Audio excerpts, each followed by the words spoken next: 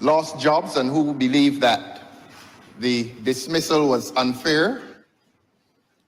The lawyers in here will remind you that it used to be a question of wrongful dismissal, but that the Democratic Labour Party government passed a piece of legislation, perhaps the most pro-worker legislation that has found its place onto the statute laws of this country.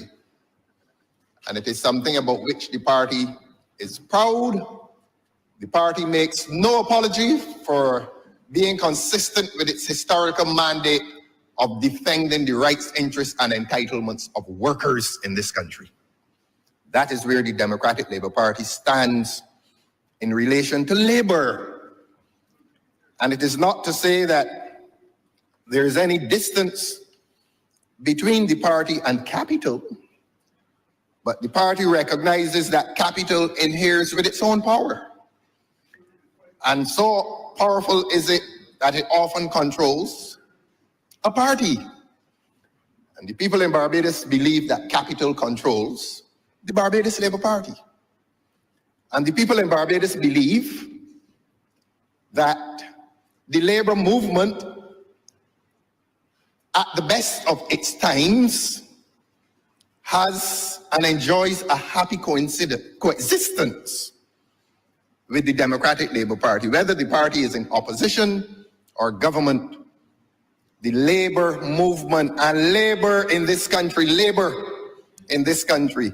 enjoys its best times when the Democratic Labour Party is in opposition, and more so when it is in government.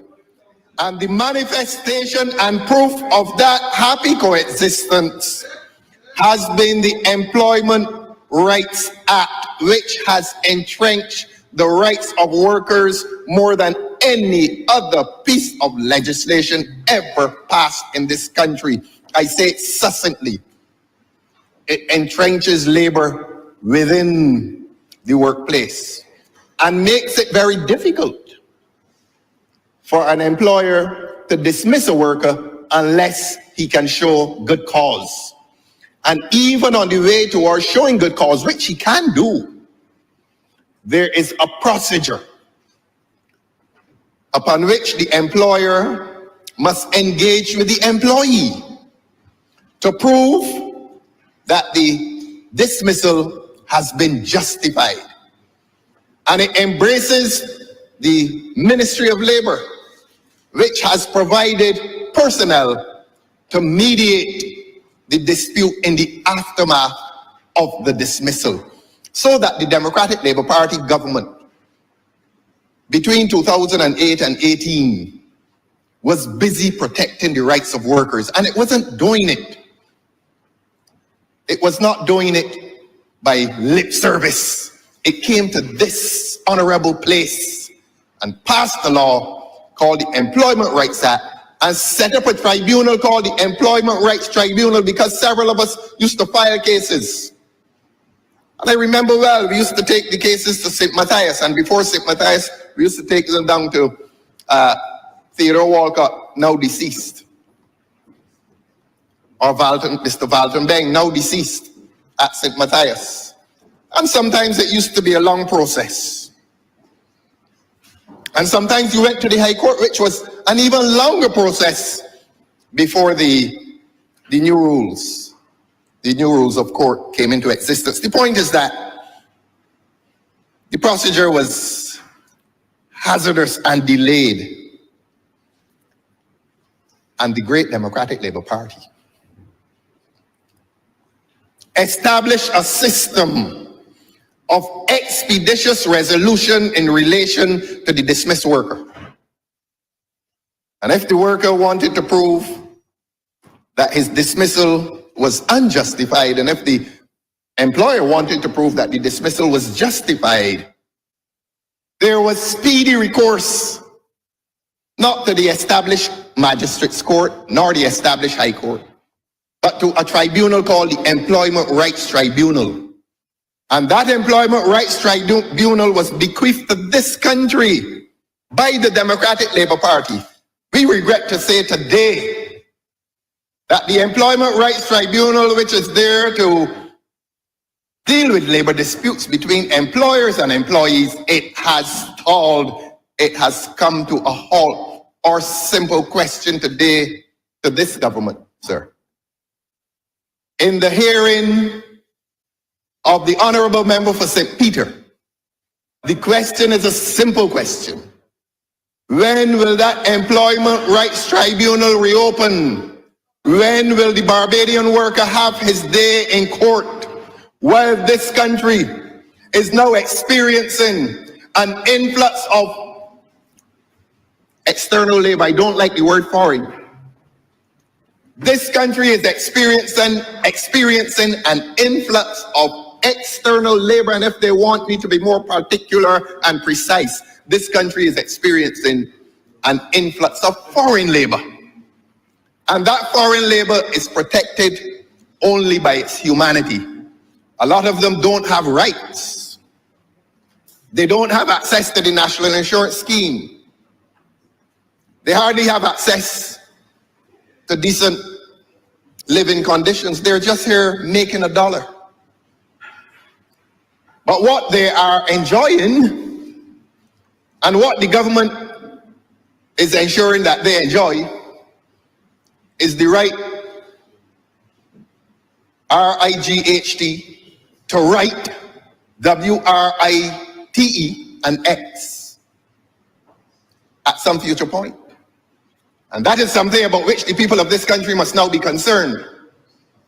That the role and presence of foreign labor in this country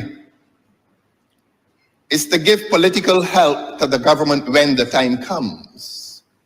And I am cautioning the Barbadian worker that not only is he losing his place in the labor market, but he may be losing his place in the polling booth. Some of these people are here to vote. And some of these people have been invited here to vote for the Barbados Labour Party government. Let the majority of Barbadians and let the Barbadians in the labor market who are in the majority register their disappointment and disapproval with what is happening in this country under the guise of labor when it is really intended political participation in this system. So therefore, I ask the Honorable Member for St. Peter, sir, through you, when is he going to reopen the Employment Rights Tribunal that was opened under the Democratic Labour Party? That's my question. And that is a very simple question. And this government must understand that dismissed workers are disenfranchised because of that closure. But of course, this government does not have a very good reputation when it comes to a relationship with labor. And that is known across Barbados. Labor has associated happily and naturally with the Democratic Labour Party, and there's a reason. And that harmonious coexistence between labor and the Democratic Labour Party stands at risk today. And the manifestation of that risk is the failure of this government to reopen the Employment Rights Tribunal. Is it deliberate? We don't know. Is it accidental? We don't know. Is it coincidental? We don't know. But we defy this government to exploit those circumstances of apathy among the dismissed worker, because when a man gets dismissed, he is likely to be politically apathetic. And while he rests in political apathy, here comes labor, imported labor from the North Caribbean to work for cheaper wages, to work in conditions in which he is unlikely to be dismissed because he's grateful. But then you transfigure that gratitude into political activity. In other words, a lot of those workers are expected to vote for the Barbados Labour Party when the elections are shortly called. And some of the honorable members look surprised. There's going to be an election around here at some point. At some point. I have an idea when it is going to be called. But I don't want to alarm them. Because I'm the one that announced, Controller, I am the one that announced the departure of the gentleman for St. James North, the representative for St. James North.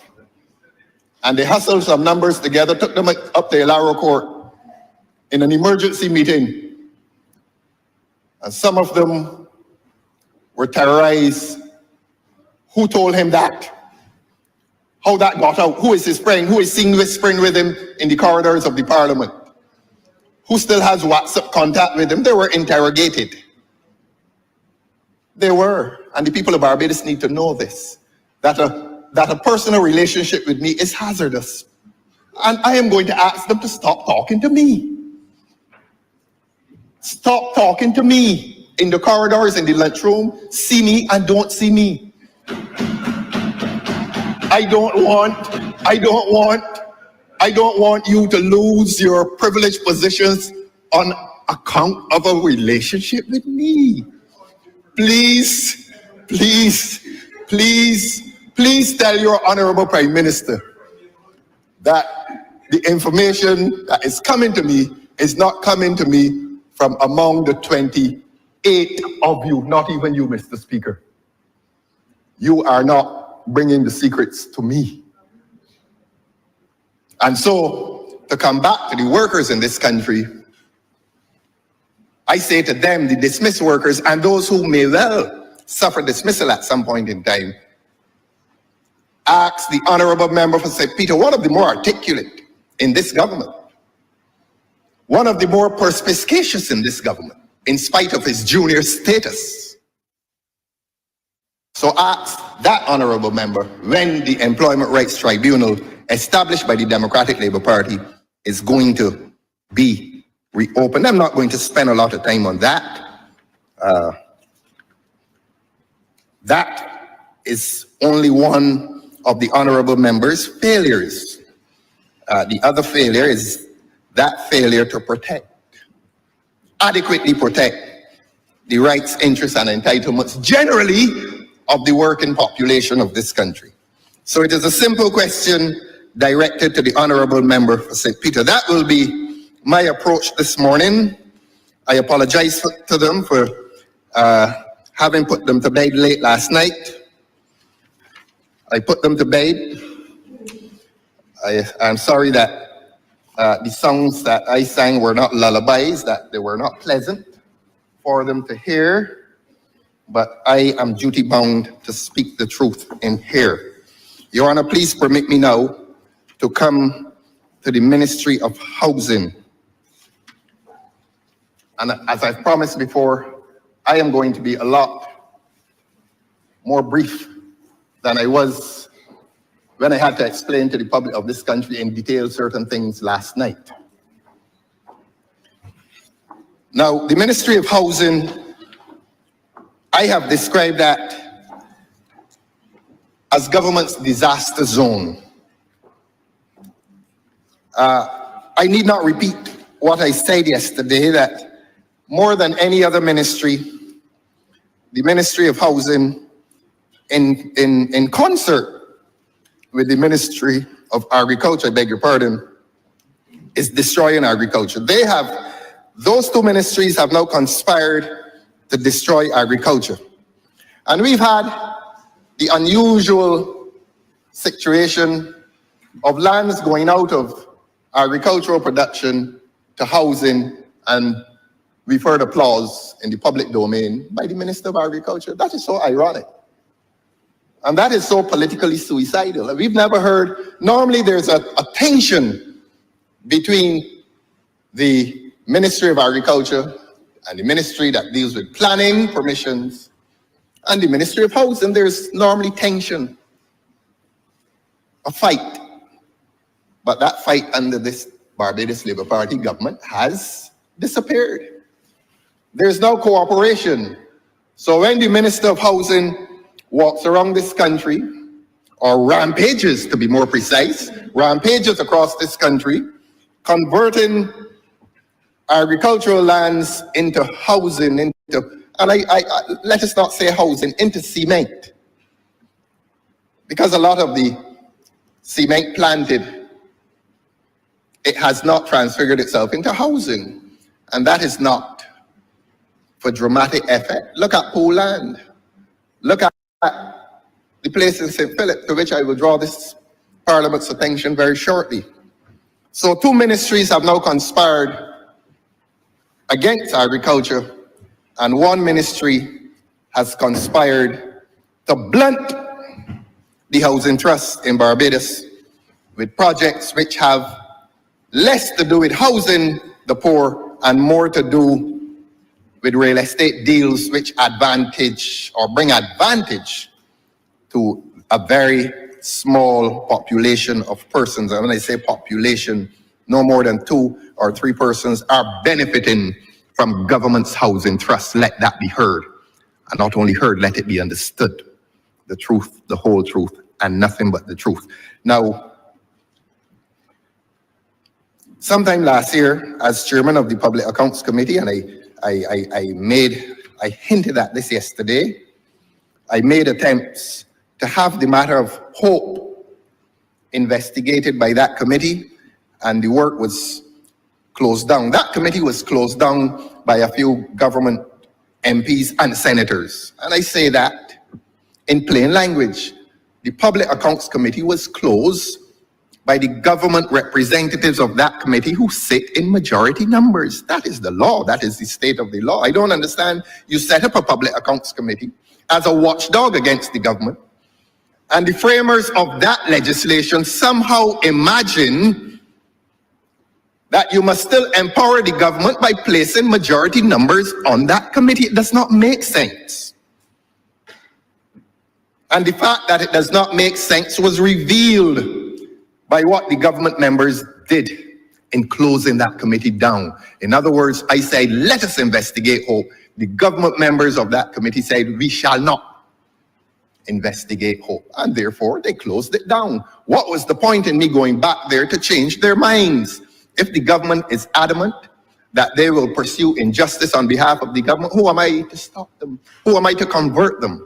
That is not my role. If the government wishes to continue to defend the interests of the 2 or 3 persons who are benefiting from the housing trust in this country, if that's the government's position, well, that is in keeping with an old tradition that this party in power defends the interests of the wealthy, traditionally and historically. And so they closed down the PAC. And I want to, having closed it down, I feel now that it is my obligation to tell the people of this country what that Public Accounts Committee would have heard. And I'm not going to spend a long time telling the people of this country what that Public Accounts Committee would have heard. I'm going to say it in a few sentences. And I'm not saying it to my colleagues who may or may not know, those who are not connected to the Ministry of Housing. I'm saying it to the public of Barbados. I don't come here to speak to these handsome, these attractive people who sit in government. I see them, but I'm addressing the people of Barbados. There's the odd distraction, but I am addressing the people of Barbados today as to what that Public Accounts Committee was going to hear, what I intended to have revealed in a public place about this government's activity in relation to housing, in relation to hope. Permit me, sir. But before I embark on that expedition, let me now say to my colleagues in here, my parliamentary colleagues, and extend the message to the people of Barbados that I must tell a story written by Shakespeare many years ago. That there was a man called Julius Caesar. And Julius Caesar was at the head of that government. And that some of the senators in that government, in Julius Caesar's government, felt that he was becoming too powerful. And some of them said, well, look, this man is becoming too powerful at the expense of Rome. That he was becoming, well, the word that Oinatha used, Professor Oinatha used, was despot, dictator. There are many words you can use, emperor. Despot, dictator, emperor, choose your words, members. You live in the experience, you live in the shadow of the leader. So it is for you to say what is your peculiar and particular political experience. Having no power yourselves, having no power to make critical decisions within your ministries, you better than the average Barbadian understands what is dictatorship. But let us not digress. Let us remind what happened to Julius Caesar. Some of the senators conspired to kill him. And they succeeded in killing him. And we call them factions. And the faction that conspired to kill Julius Caesar was led by Marcus Brutus. And Marcus Brutus was the one most beloved by Caesar, so that when Caesar saw the sword, Brutus's sword, piercing his skin and entering his body, Caesar looked back in disbelief and said, "And you, Brute? You too, Brute? You too, Brutus?" And they say that it is the disappointment that killed Caesar more than the stab itself from Brutus. It was the disappointment associated with seeing Brutus stab him. But let us not prolong the issue. And so after Caesar was killed, in the aftermath of his death, the two factions formed themselves and engaged in war to determine who would govern Rome, because Caesar was now absent.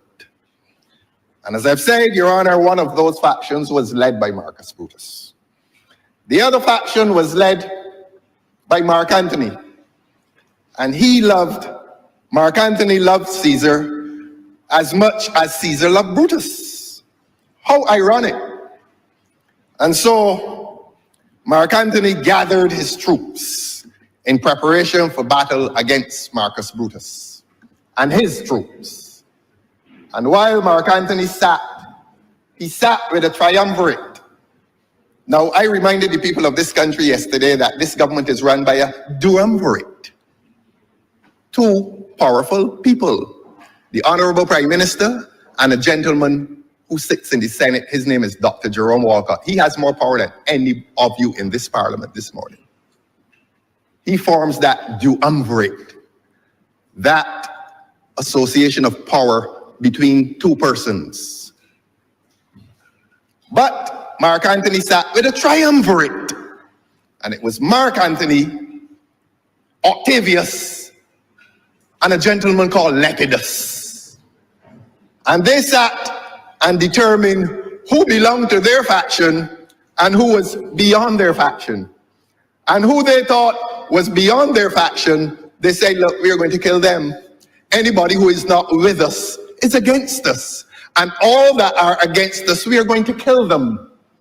And so that triumvirate sat, Mark Antony, Octavius, and Lepidus. And they're making black marks. They have a list of names. And they're saying, so every time you think a man should be killed, you put a black mark against his name. And here's Mark Antony, this one must die. And here's Octavius, oh, and this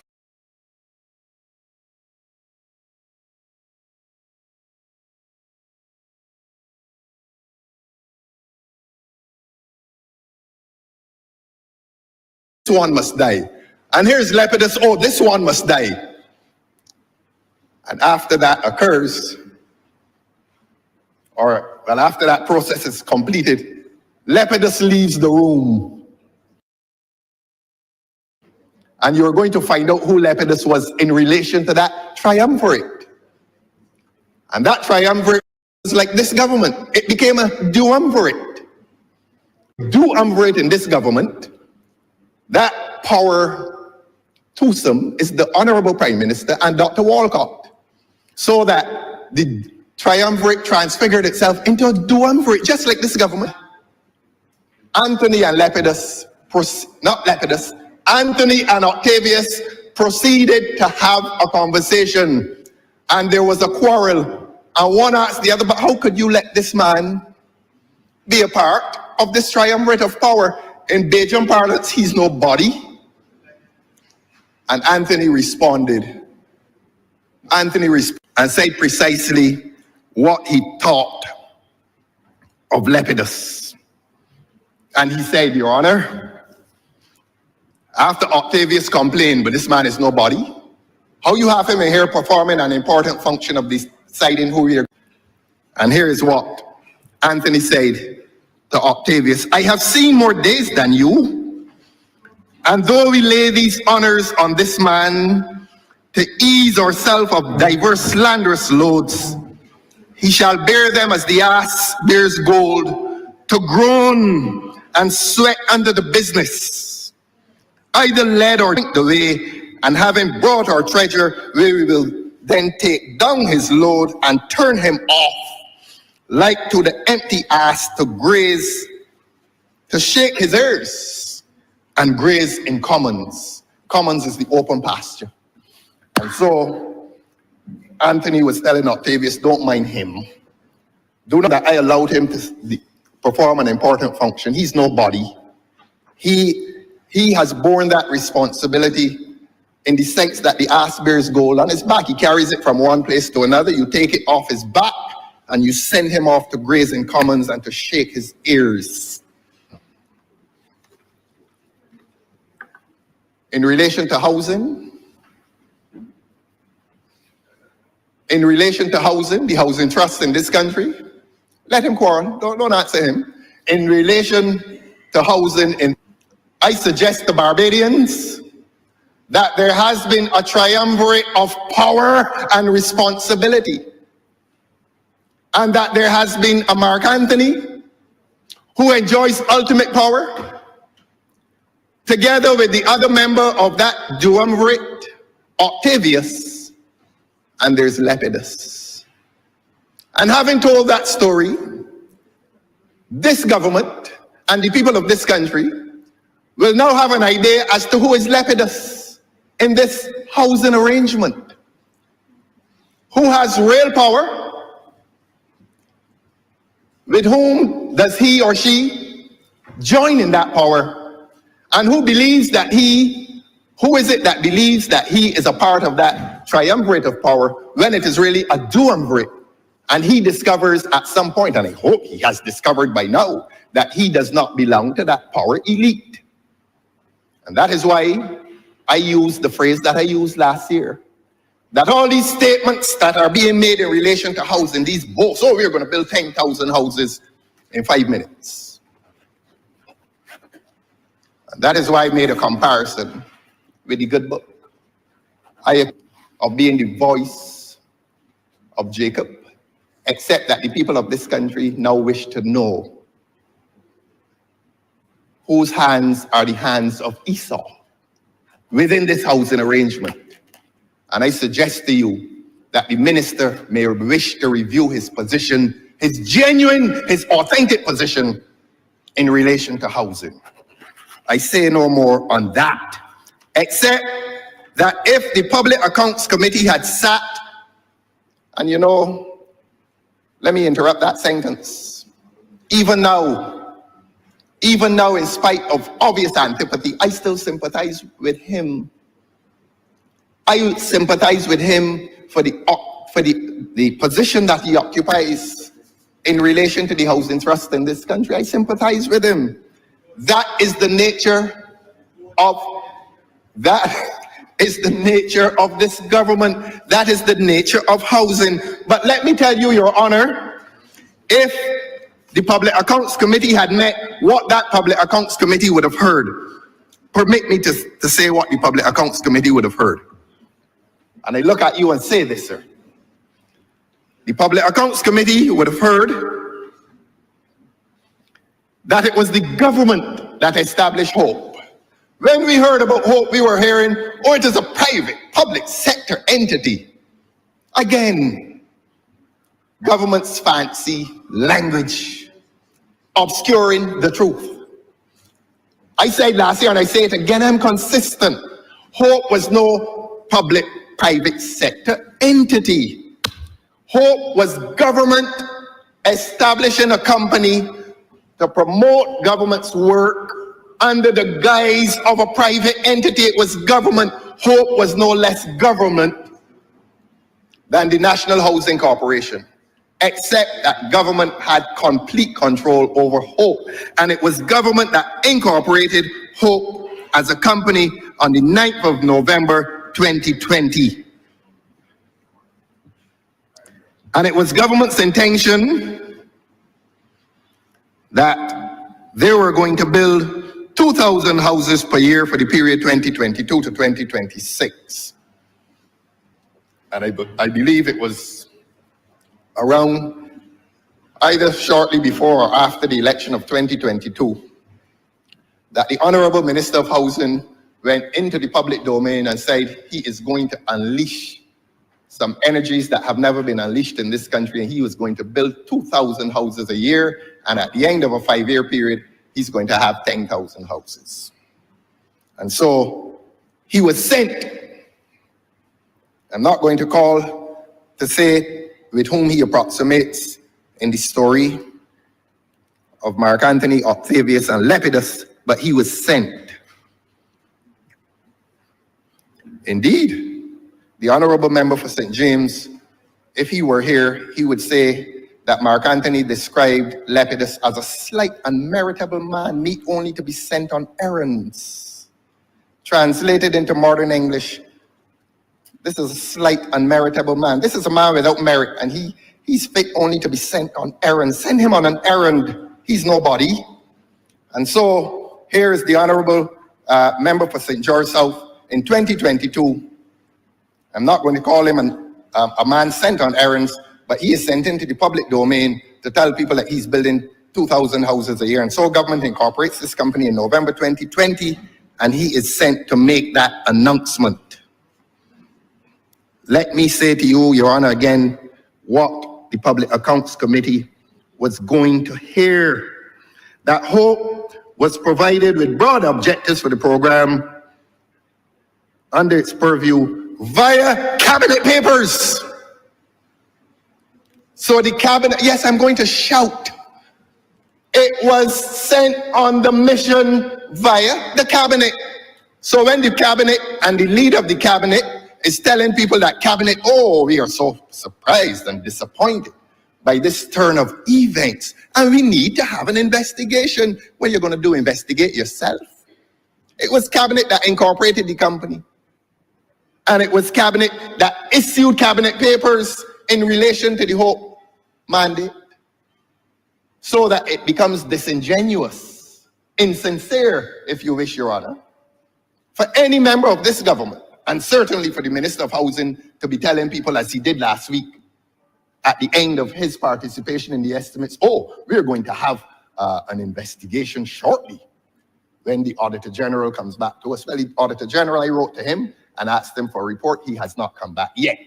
And I'm awaiting that report from the learned Auditor General. But I will tell you what that committee would have heard if the government now changes its mind in relation to its powers on the Public Accounts Committee. I will concede, I will forgive them and let them come back and do Hope. Unless they convert themselves to justice and morality, we're stuck. Since we're stuck, it is my duty now to let the people of Barbados hear what the Public Accounts Committee would have heard. And this is what the Public Accounts Committee would have heard. That by December the 31st, 2024, Hope was provided, Hope Inc. was given $20 million further to a cabinet intervention. It was the Cabinet of Barbados that on the 31st, or by the 31st of December 2024, transferred $40 million to Hope. I am not going to give you the gory details, sir. You are yet human, and you may become angry. But here's how Hope set about on its mission. Here's how the errand was pursued. Let me bring it down to plain matters. Hope hired 26 contractors to pursue its housing mandate. Now, I made reference to $40 million, but all told, they had 60 million, and the PAC would have heard this. But since the PAC cannot hear it because of government's intervention, let the people hear. This is an inquiry now conducted today by the people, for the people, of the people, and on behalf of the decent people in this country. So that Hope now hires 26 contractors to pursue this housing mandate. Your Honor, do you know how they hired these people? They told these contractors, prove that you're a contractor, send me a photograph of a house that you built. That's how they did it. So that any honorable member in this parliament decides to build another house to add to his houses, not calling any names, none of my business, houses, bank accounts, any part of the world, none of my business. But if any honorable member in this parliament is building a house, is he reasonably going to ask the contractor to send him a photograph of a house that he has built? The honorable member for St. Lucie shakes his head because he would not do that. But here was a government department doing that. And I say government department. Here was Hope doing that, sending a photograph of a house that you built. And so they hired 26 contractors who sent in photographs. My God, this is how you deal with taxpayers' money. $60 million, and you hiring 26 people and tell them send a photograph of a house that you built. So you know what happened, Your Honor? They had to fire 19 of them, but they didn't fire 19 of them before they started the house. These 19 people were fired after it was made clear that they had no idea of the difference between a house and a chicken coop. They started to build, and it was clear that they were incompetent. And they were incompetent because their incompetence was proved because they fraudulently, some of them, went on to that building project without the requisite skills. And only of those 26, how many survived? 7, Your Honor. But the 19 that got fired also got money. They also got money sent by the Ministry of Finance, and a lot of it. And that is how and where the wastage started. This is what our PAC was going to hear. So let the public hear now. If the PAC can't hear, let the public hear now.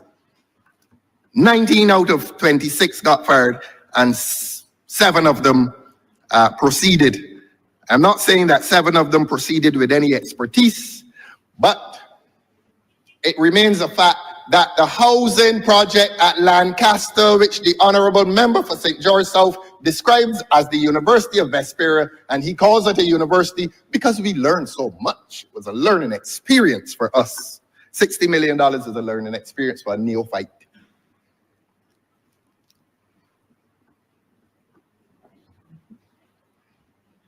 I am not going to overburden the ears of my audience today, but the houses were allocated to persons earning between $1,000 and $2,500 a month. The few that are occupied today are beyond the means of that class of person. Beyond the means of that class of person. That's why I said that this government says one thing and does another.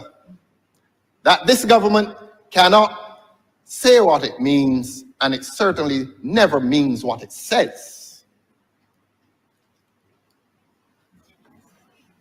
In December 2024, Hope completed 11 houses at Clifton in St. Philip and was in the process of assembling 24 at River in the same parish.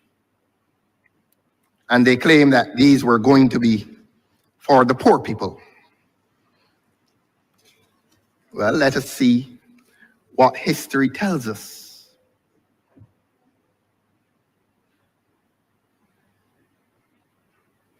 They tell us that at Lancaster, there was some highly sophisticated project, photovoltaic systems were to be installed on the houses. And in this highly sophisticated system, the houses would begin to pay for themselves because the houses would be selling energy to Light and Power. And money would come back from Light and Power and help pay. I believe that is what it is. Very sophisticated. Unsuccessful though. Arrangement. Only 2 of the houses to this day have had photovoltaic systems installed. Maybe they were so badly installed that they had to be dismantled. And the Honorable Minister for Energy will have to give account to the people of Barbados as to why not only did the houses at Vespera not become connected to the grid, the 2, but why a lot of poor Barbadians cannot get connected to the grid and get cheap electricity. This government is failing the energy sector in Barbados. This government is failing the energy sector, which is intended to benefit people who are not rich, people who are not within the upper middle class, people who are not within the middle class. But it is intended to benefit the lower middle and the working class. There's sociologists in here, and they know of what I speak when I speak of these stratifications, these social stratifications. I said last year, and I need not repeat, the arrangement in relation to the land. Need not repeat that. But the result of all of it is that Hope was receiving extremely favorable treatment by the government. There's a sense in which they got free land. It was close to free because there was an agreement that they pay only $2.50 per square foot. The Honorable Member for St. Lucie looks on quizzically when others in this country are paying $20 and $25 per square foot. Hope was given land at $2.50. And the Honorable Member for St. Lucie cannot believe it. And I normally see him because he sits across from me. He sits up now. He is in shock. And I'm going to shock him further.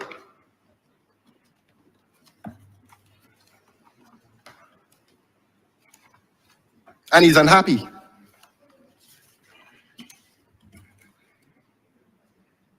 And I'm going to make this story short for him.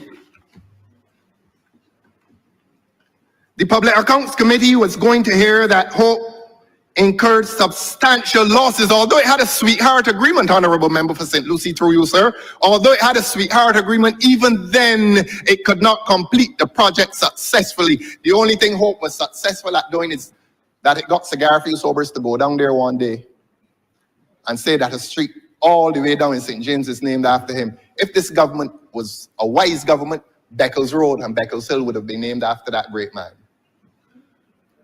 Walcott's Avenue is not enough for Sir Gary. They should have named Beckles Road, Beckles Hill, going up by the old geriatric hospital, which they're going to sell very shortly, part of the patrimony of this country. But they took up poor Sir Gary and drove him down there one day. I remember hearing the news that evening in my car. And poor Sir Gary was saying, well, some people came and took me up, put me in a car. I didn't know where I was going, and they took me down there. They took that gentleman.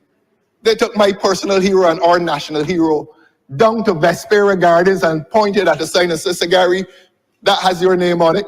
We're going to name the street after you. Sir Gary probably never saw the place before. You know why he never saw it? It was a cane field next to a gully.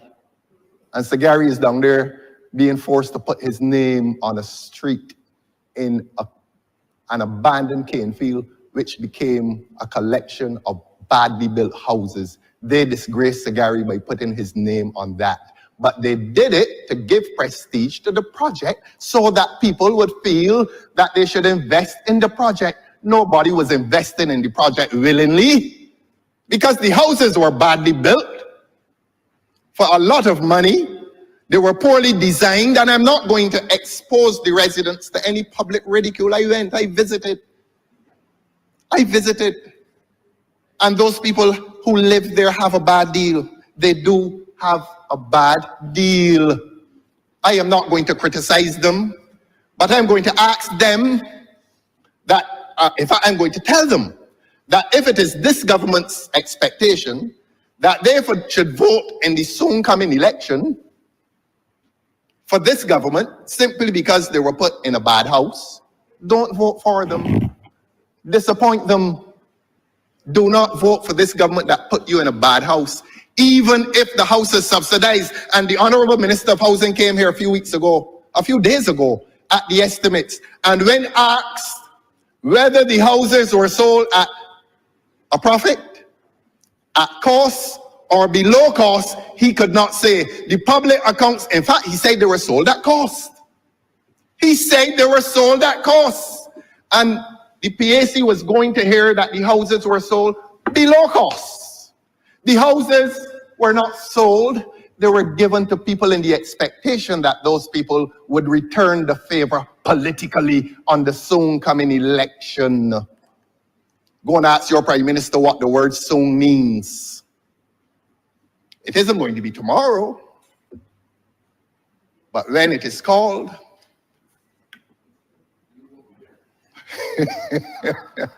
when it is called,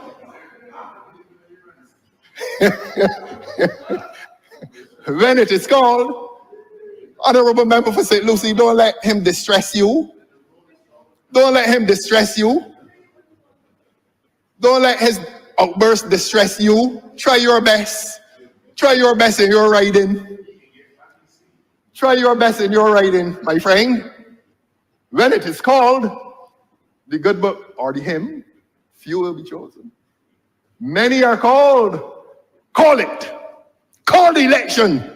Call it. Call it. Call it. Call it. Call it. If you're brave, call it. And if you think you're getting votes in Vespera Gardens, call it. The people in Vespera Gardens are not happy with this government. Although this government put them in houses at below cost, they are now the subject of public ridicule.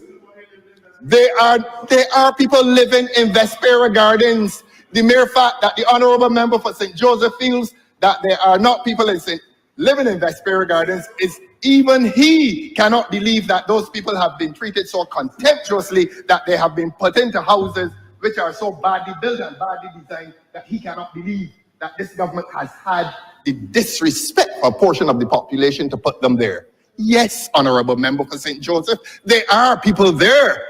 And your Minister of Housing boasted it here a few weeks ago that there are people there. And as I went to Balls or Bullins plantation that you made a housing project, I also went to Vespera Gardens and I interviewed people. I did.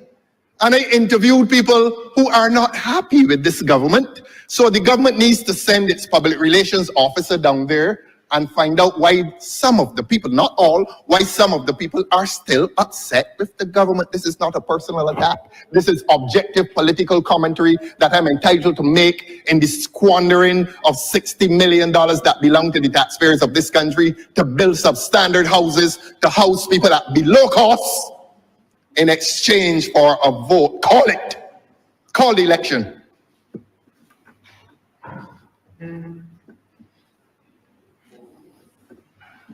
And so the PAC would have heard about these 1,000 houses that were going to be built. The Honorable Attorney General now challenges me and says nobody is in there. And I say to the Honorable Attorney General, there are people in there subsisting. Here is what the Public Accounts Committee was going to hear about Hope. The Public Accounts Committee would have heard that Hope has not demonstrated that it is able to build houses in a cost-effective, efficient, and timely manner. That company that is run by one of the super people that was brought into this country. Superman! Like BTMI man, Superman, like Queen Elizabeth Hospital man, Superman.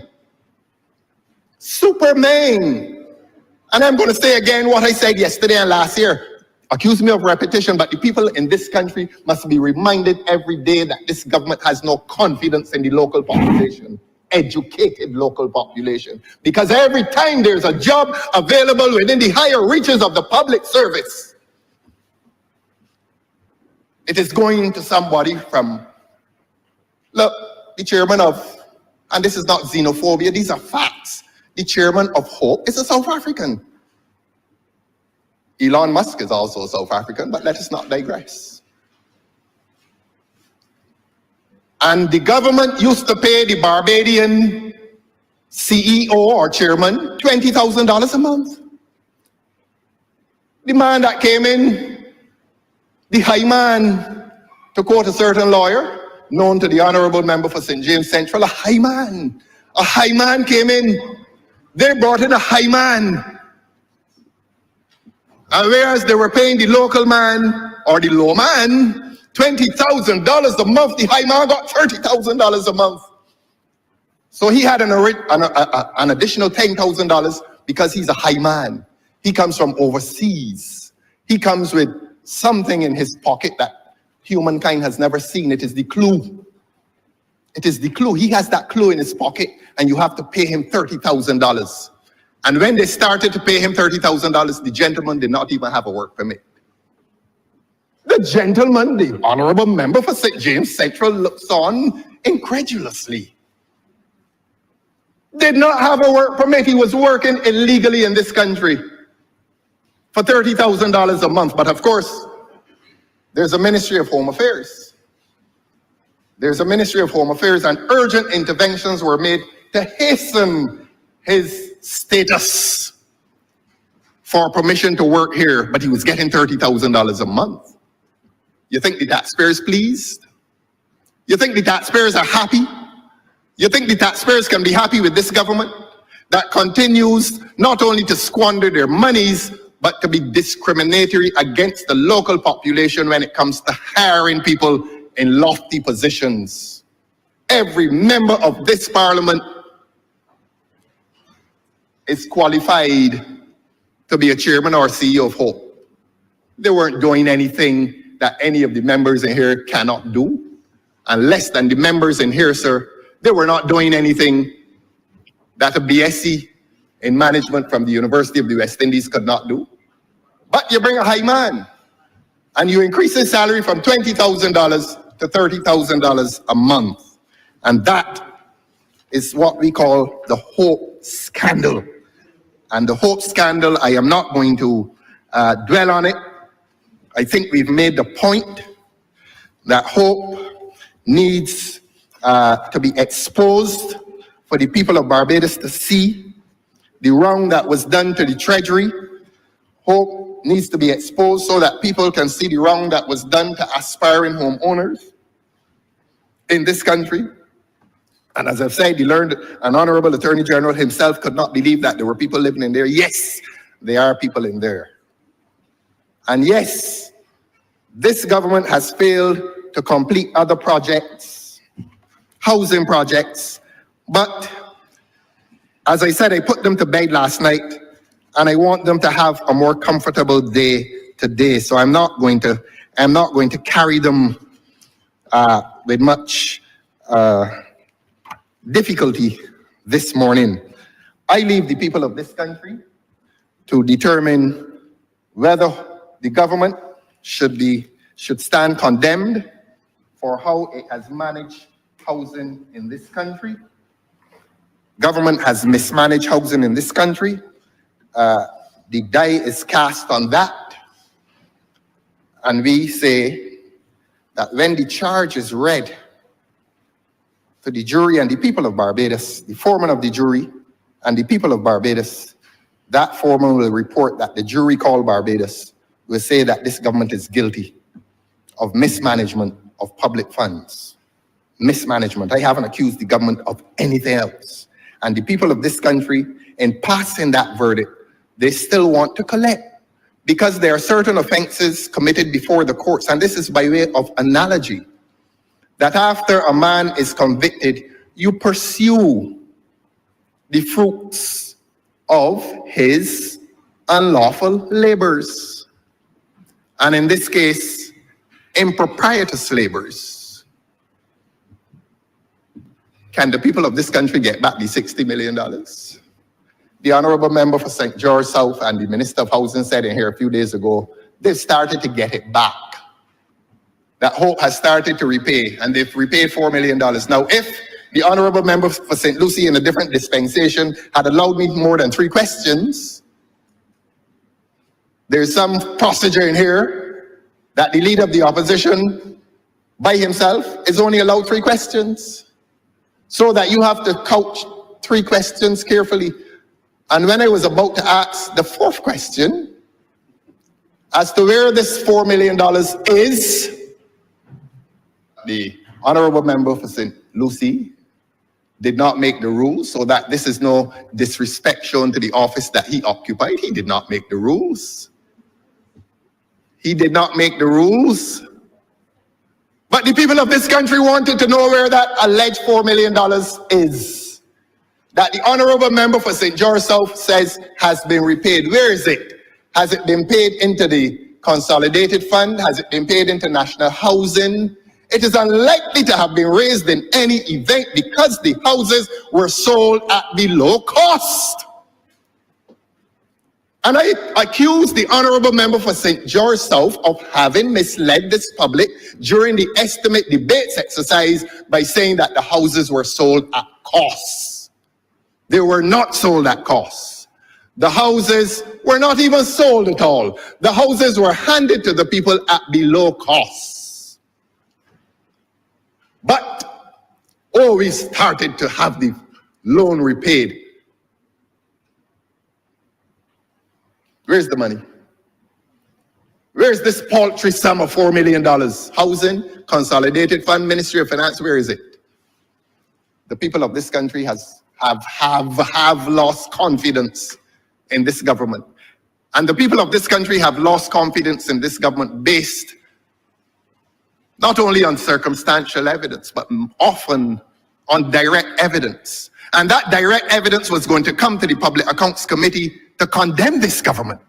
And that is why this government stalled the work of the Public Accounts Committee. Am I supposed to come here and half do my job because I'm afraid of this government? In the first place, I am not going to half do my job, even if I'm afraid of this government. Even if, like other people in Barbados, I am afraid of this government.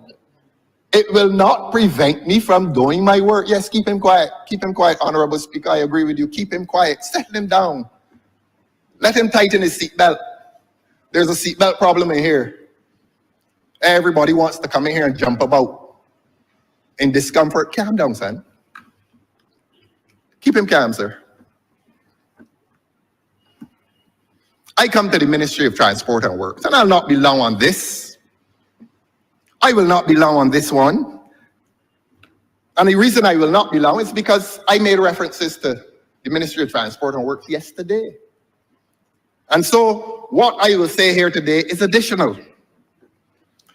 But a conversation took place in here during the estimates, which revealed the motives in the work distribution within the Ministry of Transport and Works. The honorable member for St. Thomas had words slip from her lips, a moment of candor, when the honorable member for St. Thomas, and I wrote it. And I'm willing to visit Hansard with the honorable member for St. Thomas. Just about everything has gone wrong. The only thing missing was the blue dress. It slipped out. But it was the truth, Your Honor.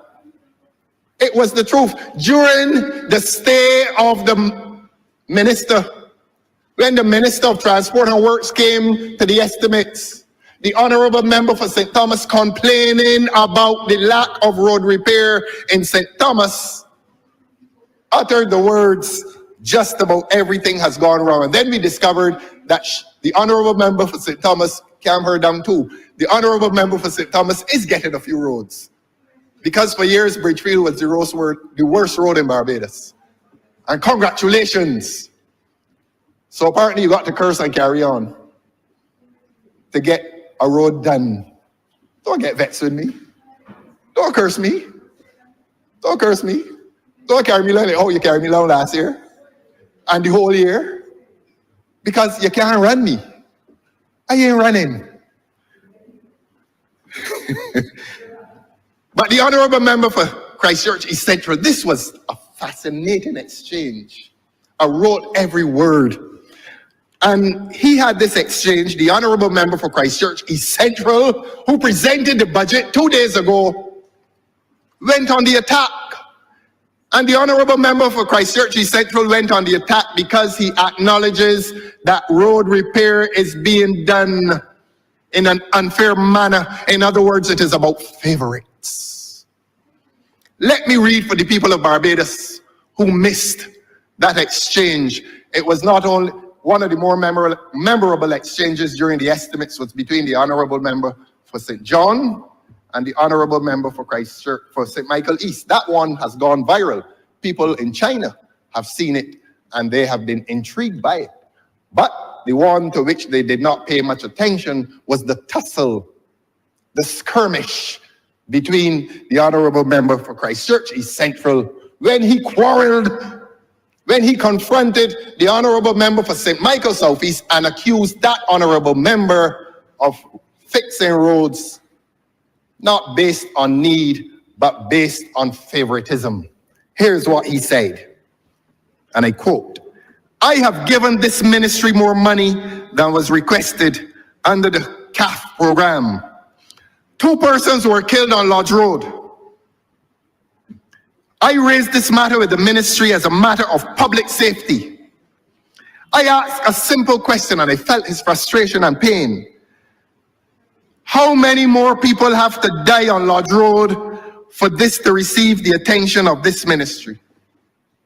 I repeat, the honorable member for Christchurch East Central, in a pained intervention in here during the estimates debate when he was questioning the honorable member for St. Michael South East, asked the question of the honorable member for St. Michael South East, how many more people have to die on Lodge Road for this to receive the attention of this ministry? And he went on to say, this request has been made since 2020. If you have tears, prepare to shed them now. Less than 1 week after he asked that question as to how many more people have to die on Lodge Road as a result of what he claimed was inattention to road repairs on that well-known street, another young man died. Prophecy. He is better at prophecy than he is at writing budget speeches. He almost prophesied that unless they fix Lodge Road, another person would die. He said that 2 had died. And a few days after his intervention, after that skirmish with the honorable member for St. Michael South East, another young man died on a motorcycle. Did it hit into a pothole? Did it hit another vehicle as he avoided a pothole? Why did he die? The honorable member for Christchurch East Central wanted to know how many more were going to die. And his words turned out to be prophetic. But you want to hear, the public wants to hear, what was the response of the Honorable Minister of Transport and Works. And the Honorable Minister of Transport and Works said, I cannot sit here and agree with you. One would have felt she was talking to me. The aggression. And they have walked around this country with their sycophants telling people that this is a perfect government. Man, this government, there's a lot of division. There's a lot of division. And I know who are the dissidents. And I know who are the people clawing at the duumvirate. I know who they are. And I will try to avoid looking at them. Because if I look at them, they will come under suspicion. So I'm going to look at the ones who are honest and innocent in that enterprise of clawing at power for their own sake. But I wish them well. I wish them well because the duumvirate that has power is not exercising that power well. This government could be better run. And there are some within the government who are now discovering that. There are some within the government who are discovering that the myth or that infallibility of leadership is now a myth. There are those who are now discovering that the leadership of this government is taking them politically to hell in a handbasket. Yes. Yes, don't mind the cheerleaders who are posing as political commentators. Get the truth. And for the sake of a certain arrival, I am now going to repeat what I said just now, not to burden the public, but the Honorable Member for Christchurch East Central complained in here last week to the Honorable Member for St. Michael South East that he was not getting Lodge Road done. He wanted it done. He said, I sent money there since 2020 and you are not fixing that road. How many more must die? And less than a week later, another young man died on Lodge Road. This is serious business. This is not about political intrigue. This is not about drama. This is about people losing their lives because of inattention to the infrastructure in this country. And the Honorable Member for Christchurch East Central prognosticated death. Prognosticated death. Fearing it that it could happen, and it did happen. And after the Honorable Member for St. Michael South East, I recorded it, wrote or said, I cannot sit here and agree with you. We cannot accept responsibility for those comments. That is what was said. I sat down, I couldn't believe it. Could not believe that in a public place, two honorable ministers were at war. They were at war. Who knows? Well, I wouldn't say that, but who knows? And after the Honorable Member for St. Michael South East felt that she should offer that reprisal, the Honorable Member for Christchurch East Central said, no, I'm coming back at you. And here's what the Honorable Member for Christchurch East Central, in a moment of courage, I congratulate and commend you, Honorable Member for Christchurch East Central, for that moment of courage. Here's what he said back to her. If the ministry had acted with haste, I would not be having this conversation this morning. That is memorable. You see, the cheerleaders out there don't pay attention to these things. The cheerleaders out there believe that this tyranny, or that the members of this government are well united under tyranny. As Caesar believed that Brutus and Antony were well united under his tyranny. Well, this is an interesting government. And men have their pride. And men in this government have their pride. And men in this government have their private desires. And men in this government, being men, will feel the pain. And on that day in question, in a desire to represent his constituents along Lodge Road, he unburdened himself rationally and truthfully, and he asked how many more must die. I heard that poor grandmother on the radio lamenting her son's death. I heard her, and I felt her pain. And I said, if the Honorable Member for Christchurch East Central had had his way, if having sent that money from the Ministry of Finance since 2020 and having had that road done, his prophetic voice in relation to that death would not have been heard in here at the estimates debate last week. So a young man sacrificed his life if the Honorable Member for Christchurch East Central is to be taken seriously.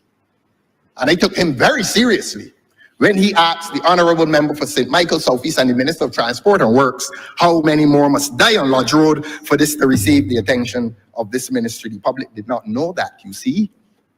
And the so-called political commentators who are really, in truth, cheerleaders for the government, those few, they know who they are. If they pay attention to these events, to these political events, they are going to discover the cleavages within this government. But the honorable member for St. Michael South Central leaves office and is treated with such contempt by the cheerleaders. I'm not going to call them political commentators any longer. Treated with contempt by the cheerleaders rather than deal with the fact of the lady's departure from the cabinet. Could not be a happy event for that honorable member. And you know what they say in relation to the young lady's departure? Well, she can't win the next election. As I say, these consequentialist philosophies, that the issue becomes resolved. There's nothing to discuss, although a lady has lost her high pick within this government. No sympathy, no explanation, no effort to bring justice to the debate. Oh, well, she isn't going to get her seat next time, and that the discussion ends because you want, the desire is to defend tyranny. Tyranny, and whatever tyranny does in this country, for some people, it is well done. Show me a democracy, and I will show you a tyranny in the making. That tyranny has been made and well made. And what has been happening in the Ministry of Transport and Works is evidence of the tyranny that has visited governmental life in this country. The faces are sad. I will move on and let those faces return to some appearance of happiness. I have troubled spirits. I apologize to all of you.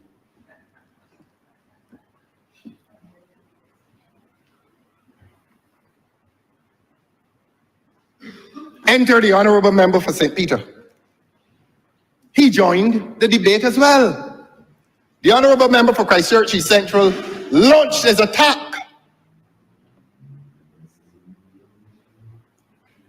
And when the honorable member for St. Michael South Central felt that she was going to enjoy some relief, enter the honorable member, one of the more articulate members in this administration. He said, St. Peter is a constituency of many bad roads. So at this 11th hour, on the eve of an election, people are getting nervous. People want it to appear as if they put the constituency before the office that they hold. And I was at pains in here yesterday to explain to the honorable member for Christchurch East that when you are here, you are the representative of the people.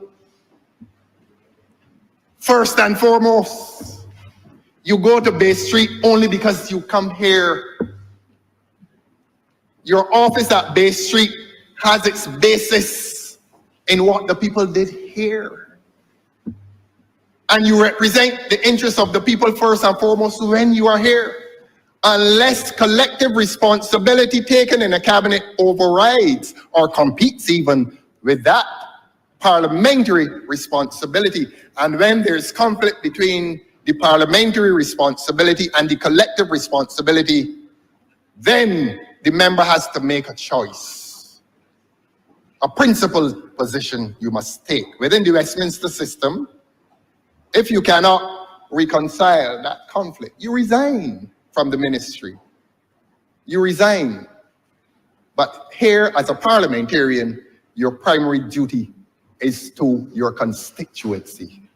And as a member of the cabinet, you give account to the parliament for your service at cabinet. I am willing to give free lessons in constitutional law on Saturday mornings. I'm willing to do it.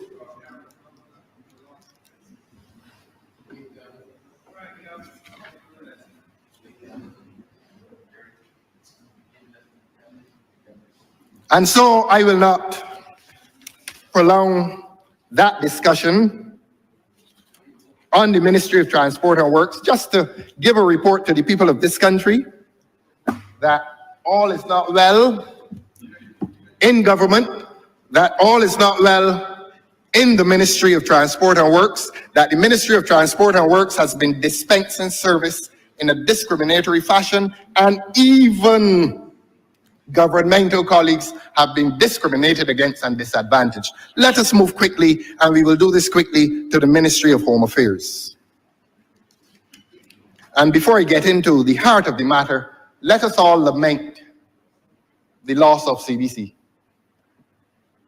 The honorable member for Christchurch East may wish to consider himself the unluckiest man in Barbados if CBC must now terminate under his stewardship.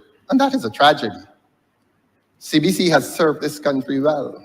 I remember the slogan, reflecting the pride, and it was so profound.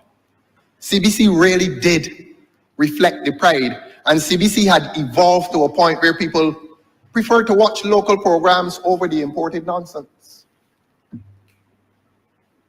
And at a time when there needs to be a new thrust in cultural affirmation, CBC that reflected the pride, CBC that reflected Barbadian culture.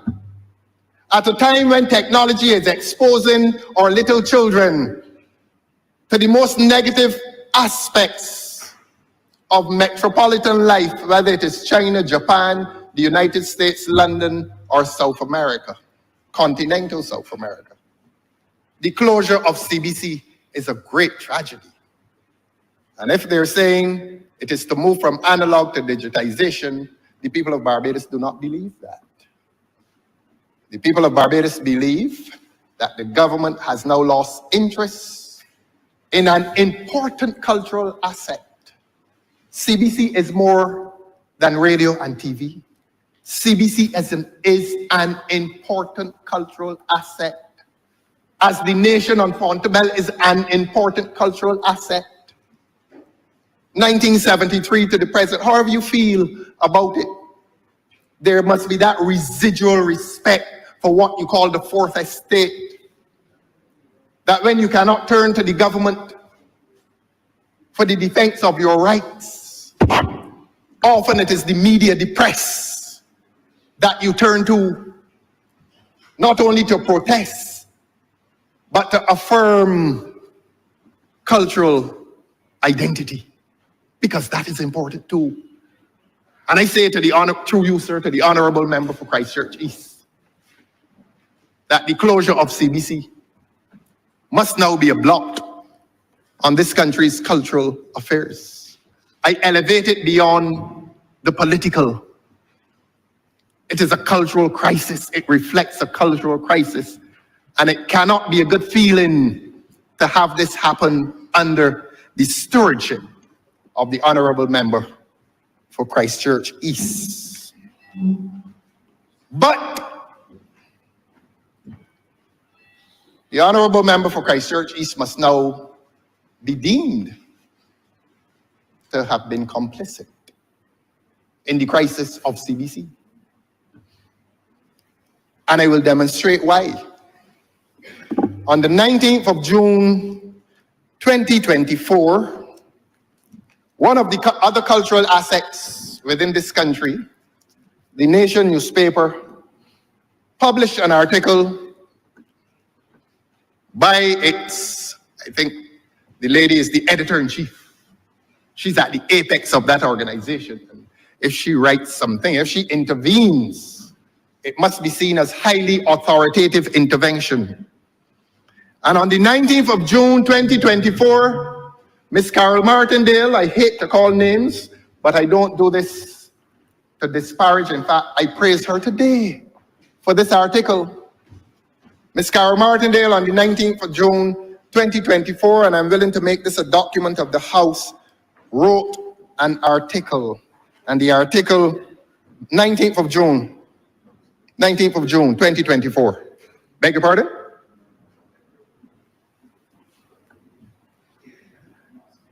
And that article was titled, "Rethink That Plan, Minister."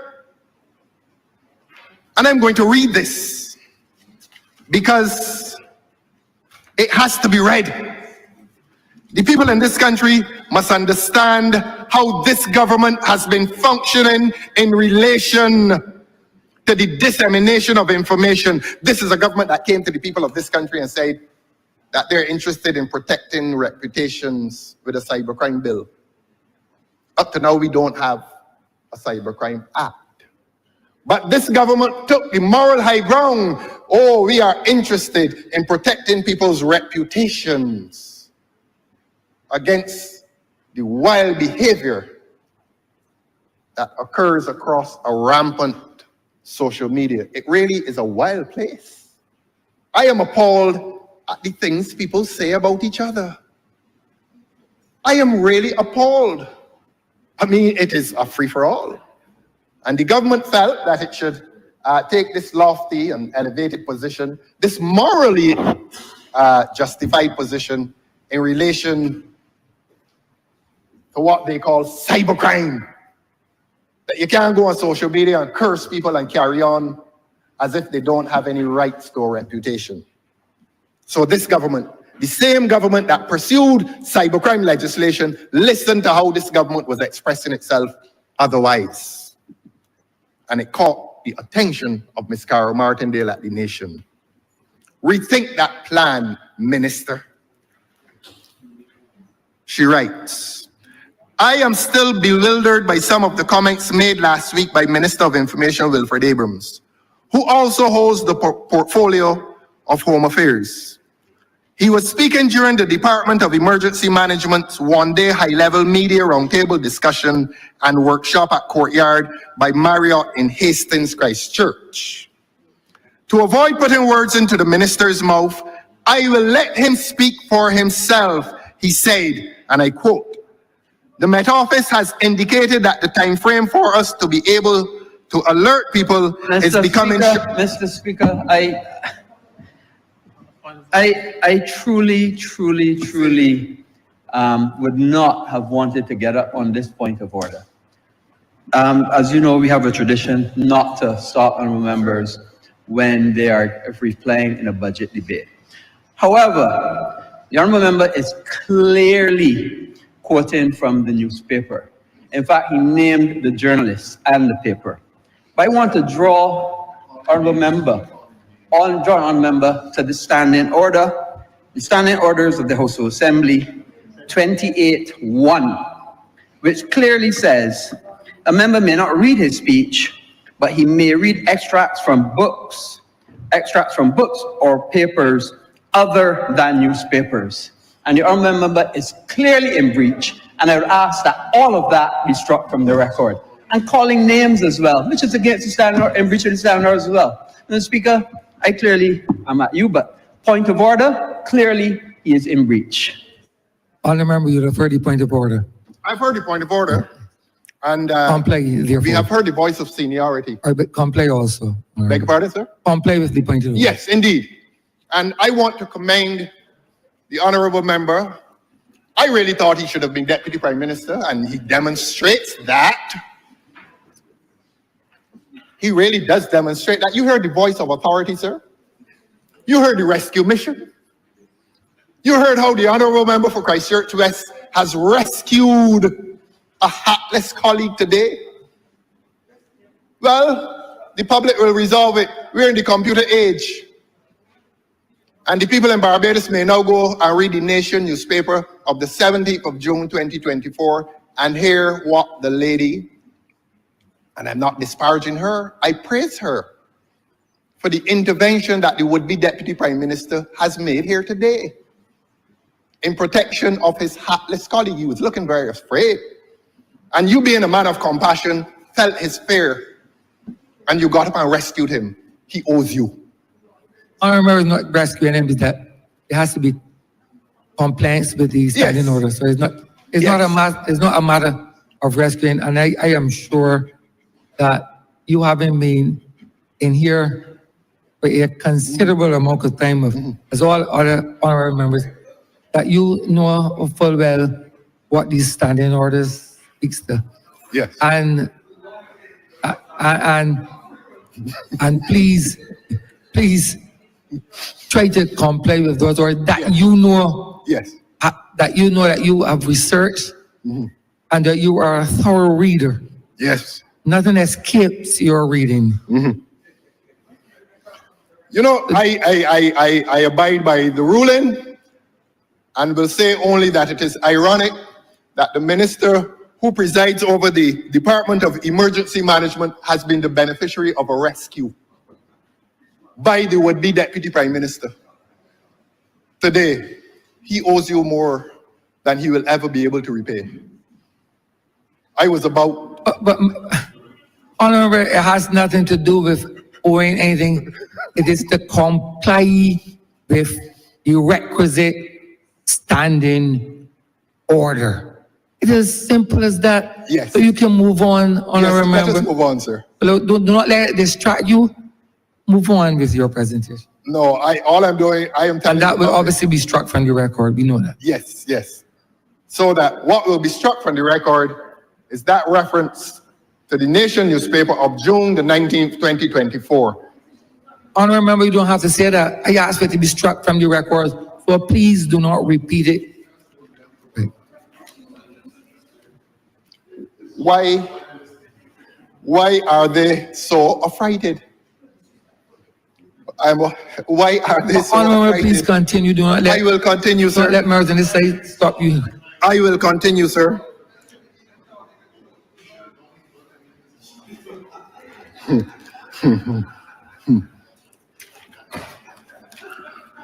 Honorable, please continue. Do That not, brings me, do not be con- that brings me to the office of the Attorney General.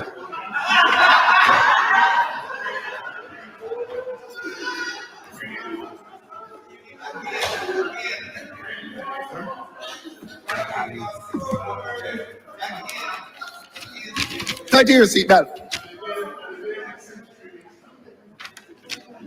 Tighten your seatbelt. You frightened? All right.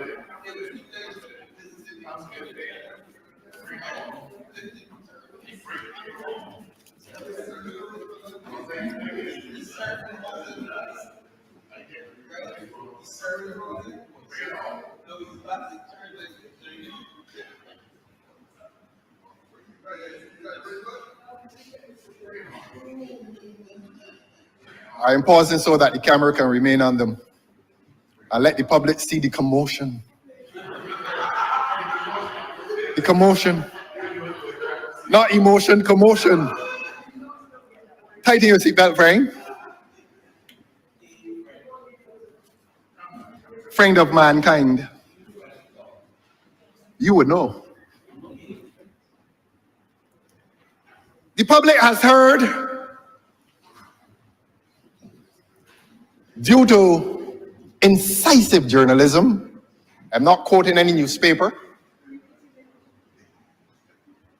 The public has heard, due to incisive journalism, how this government has been relating itself to crime.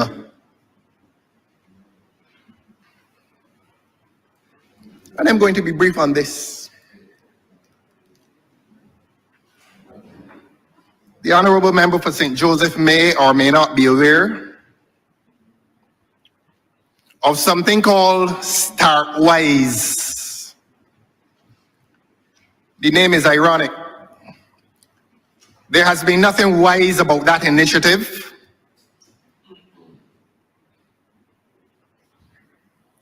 The language of the ministry, the sanitized language of the ministry, will tell the people of Barbados that it was intended to benefit at-risk youth in communities.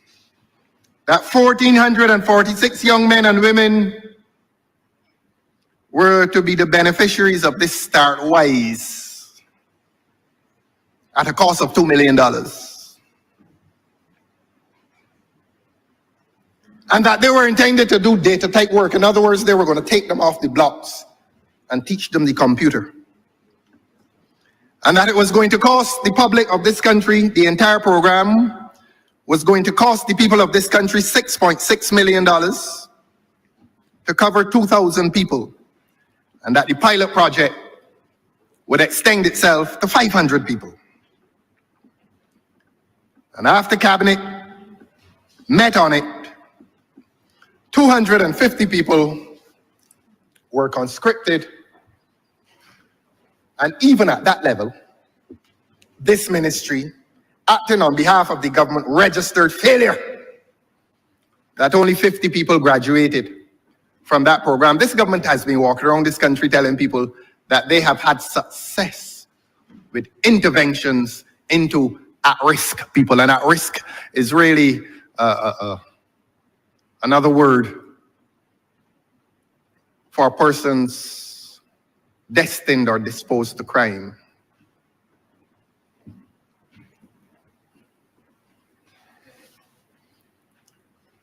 And the gentleman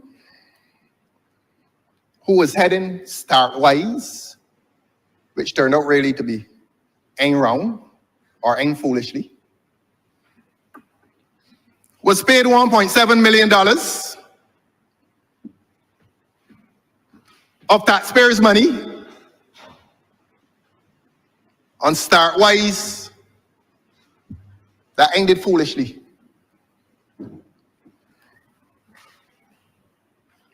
And a consultant was paid $15,000 a month on this project.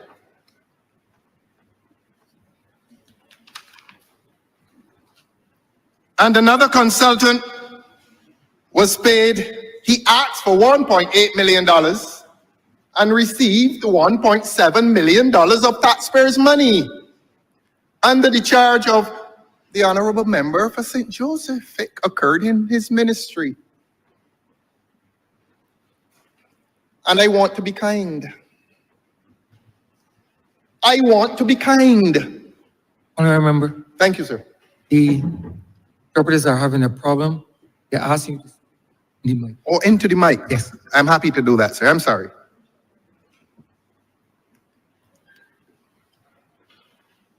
I'm sorry, sir.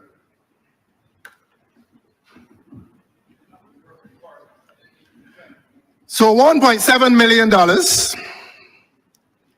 was paid to a certain gentleman after he asked for $1.8 million of taxpayers' money.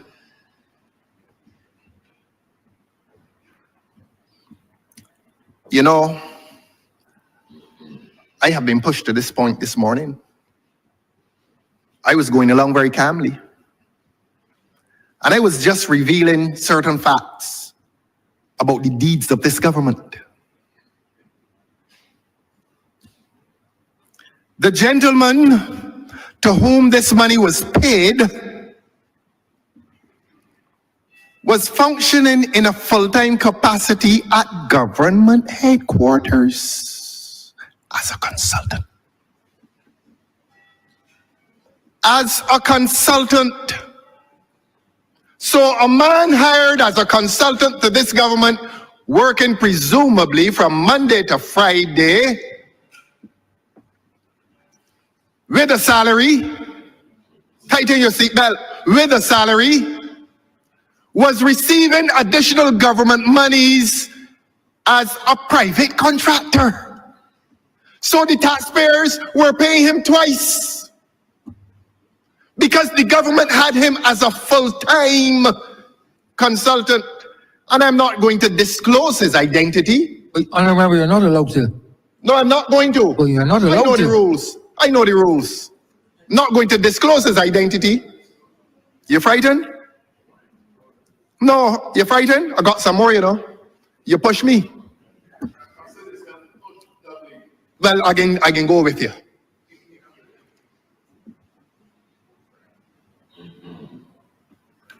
Because you know, this exercise has become hazardous for me. This exercise has become hazardous for me because every time I come in here and criticize this government, man, they curse me.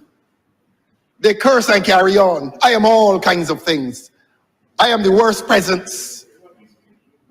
I can get on with it. I am the worst presence in this place. Let him talk. Let him talk. He's not interrupting me. Let him talk. Do not be distracted. He is displaying his discomfort. Honor, remember, continue. Do not. He is not as cool as he wants you to think. He's nervous. He would like to leave, but he's too ashamed to get up and leave. Honor, remember, please continue. Do not be sidetracked by I'm not sidetracked, sir. Continue. I am enjoying his discomfort.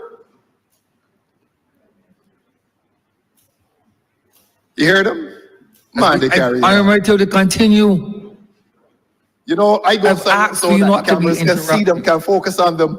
I've asked for you not to be interrupted. I am asked them not to I've interrupt asked, I'm saying I've asked them. Oh, you've asked them? Yes. What else can you do with them now? You can't imprison them.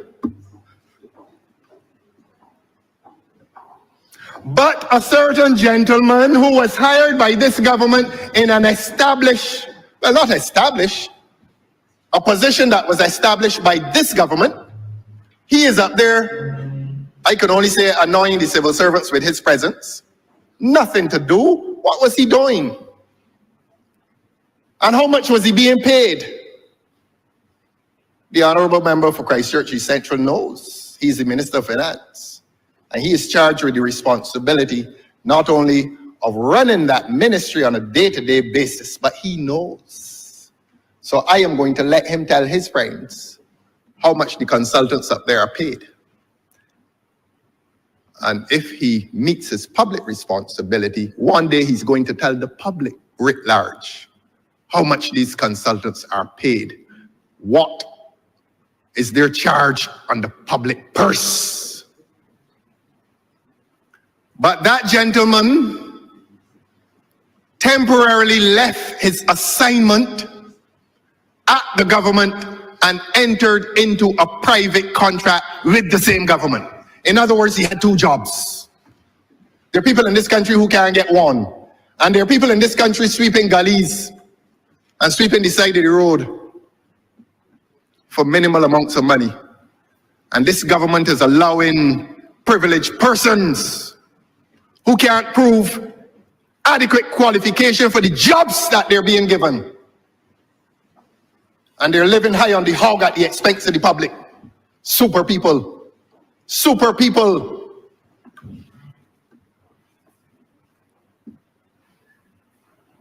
I said in here yesterday that a definition of corruption involves the abuse of power to benefit specific persons.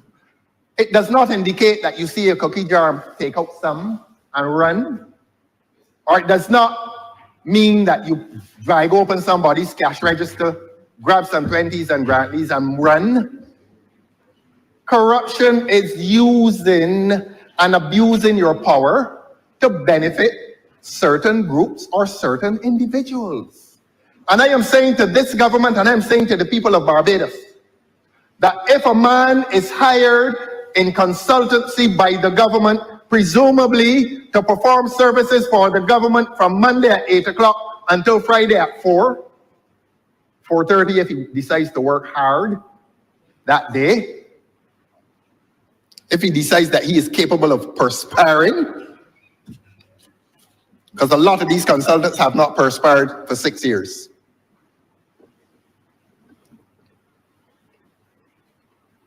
And it becomes a corrupt practice if the same gentleman hired by the government as a consultant then receives a private contract with the same government and is paid $1.7 million by the same government, and he now has two functions to perform.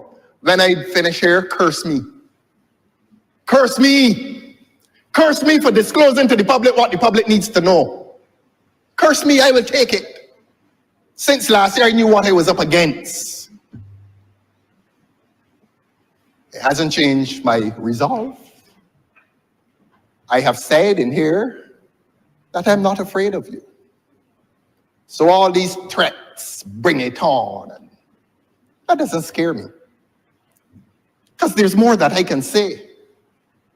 There's more that I can say. I told you, do not push me. Don't push me. I remember Jesse here. Yes.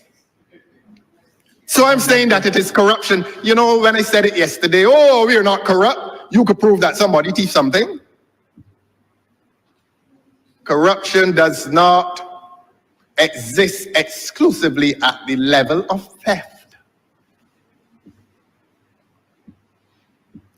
And when the government took up $1.7 million and paid to a consultant who was already a hireling of the government, that was a corrupt practice.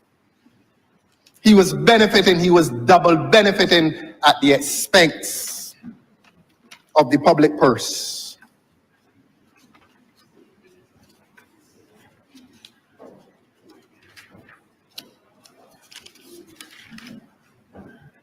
And this work, this double benefit was occurring within the Ministry of the Attorney General. So he was hired by the Ministry of Finance, getting a healthy salary, and he had a contract within the Ministry of the Attorney General, who sits together at Cabinet, and he received $1.7 million. You mean the public is not entitled to hear that? The public is not entitled to hear that because this government now wants to treat the public purse like a private back pocket. And this government expects to do that.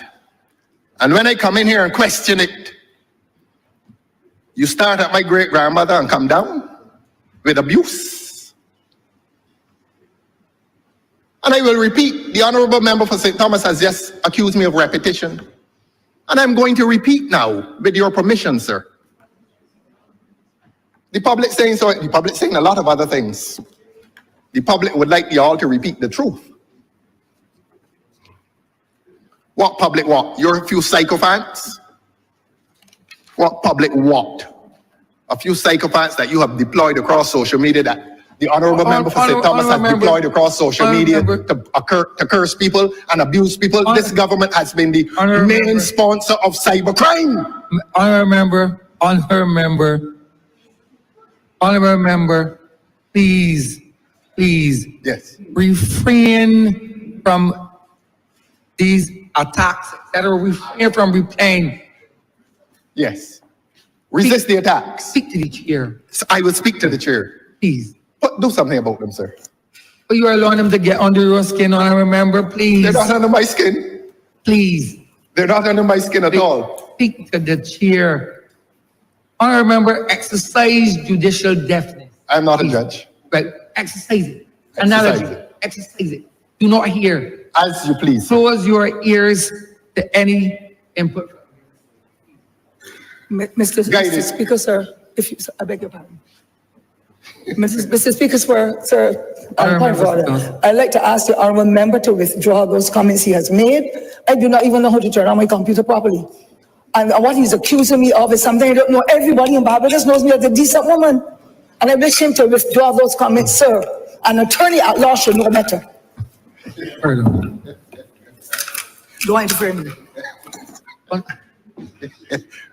Continue, honorable member. It's just not going to see if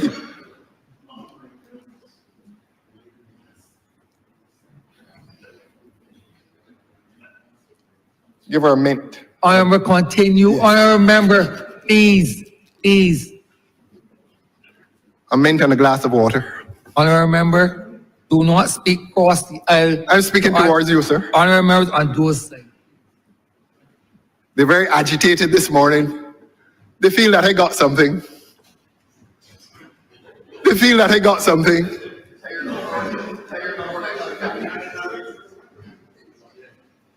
And I'm going to disappoint them. I have something. And they stopped me last night when I was going into details on Dubai. Yes, I'm not going back there. I'm not going back there.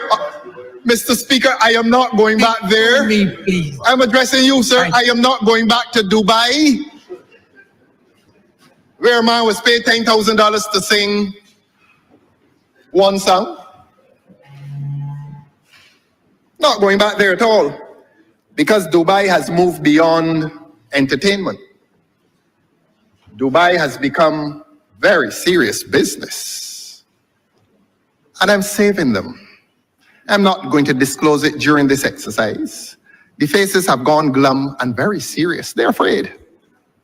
Relax, my friends. Let them relax, sir. Give them the assurance that I am not going to give them any heart attacks today. Give them that assurance. So all the ones that jumping up on these points of order, calm them down, sir. You call it righteous or self-righteous indignation.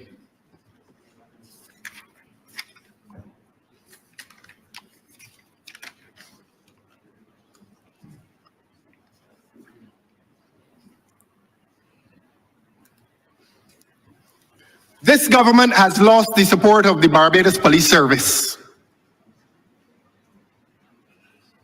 I am not going to launch personal nor professional insult nor assault at the Honorable Attorney General. But under this Attorney General's charge, government has lost the respect of the Barbados Police Service.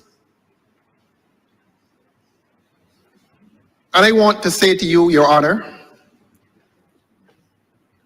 that when the Commissioner of Police was dragged into this place as part of the Attorney General's delegation on the first day of the estimates, somebody ought to have known better. That there is no place in here during an estimates debate for the Commissioner of Police. And Your Honor, it was painful to watch the Commissioner of Police being confronted by one of the honorable members, and I'm going to identify him. The honorable member for St. Philip South, the Minister of Agriculture, asked a direct question, in parentheses, with some hint of hostility, directly towards the Commissioner of Police.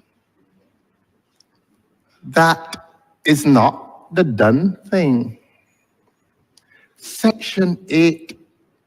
I know that he listens to my speeches, judging from his reaction, but his faculty of receptivity is far superior to his memory. And I have told this Parliament over and over again, and I'm going to write it next time. I believe it is Section 8 of the Police Act, which says that the Commissioner of Police has superintendents of the police service, and that the Commissioner of Police is answerable only to the head of state. He hears me. I repeat, his faculty of receptivity is far superior to his memory. He hears me, but he does not remember. And if he had remembered what I had said in here several times, he would not have engaged in direct confrontation of the Commissioner of Police while he was here as a member of a delegation led by the Honorable Attorney General. In the first place, he should not have been here. In the second place, he should not have been subjected to questions. The word that appears in Section 8 is answerable. In other words, he was literally made to answer a question from a member of this Parliament. That is not within the contemplation of the Constitution of this country. By the doctrine of separation of powers, the Commissioner of Police is answerable only to the head of state in the discharge of his functions, or to quote the legislation, in his superintendence of the police service.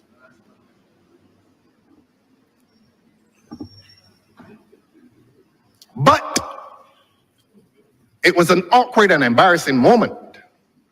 And whoever brought that gentleman here, and I call him a gentleman, whoever brought that gentleman here should have known better. To expose a Commissioner of Police to answering to a Parliament, it is wrong. It is wrong. It should not be done. You can't bring a Commissioner of Police in here and confront him about police matters. You cannot do that. And I have questioned the validity of that exercise from the time they started it.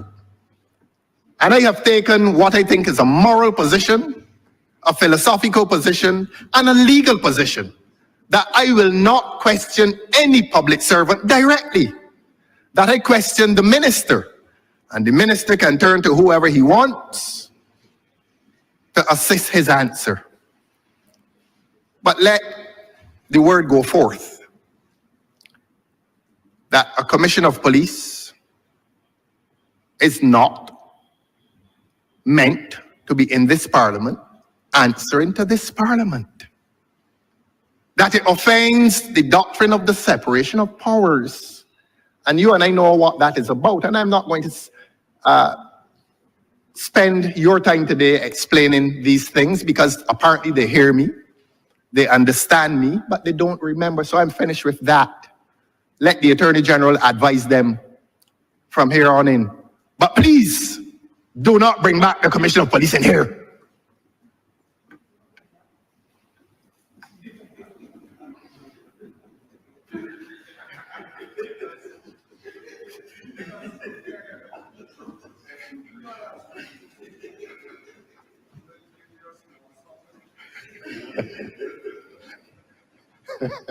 I remember I'm trying my best to protect you. I am.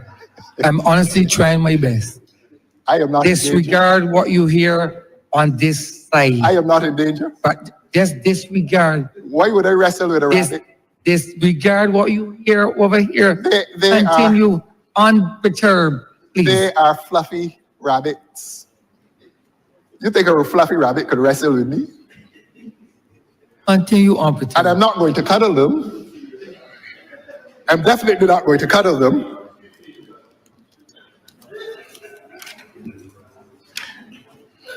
Now,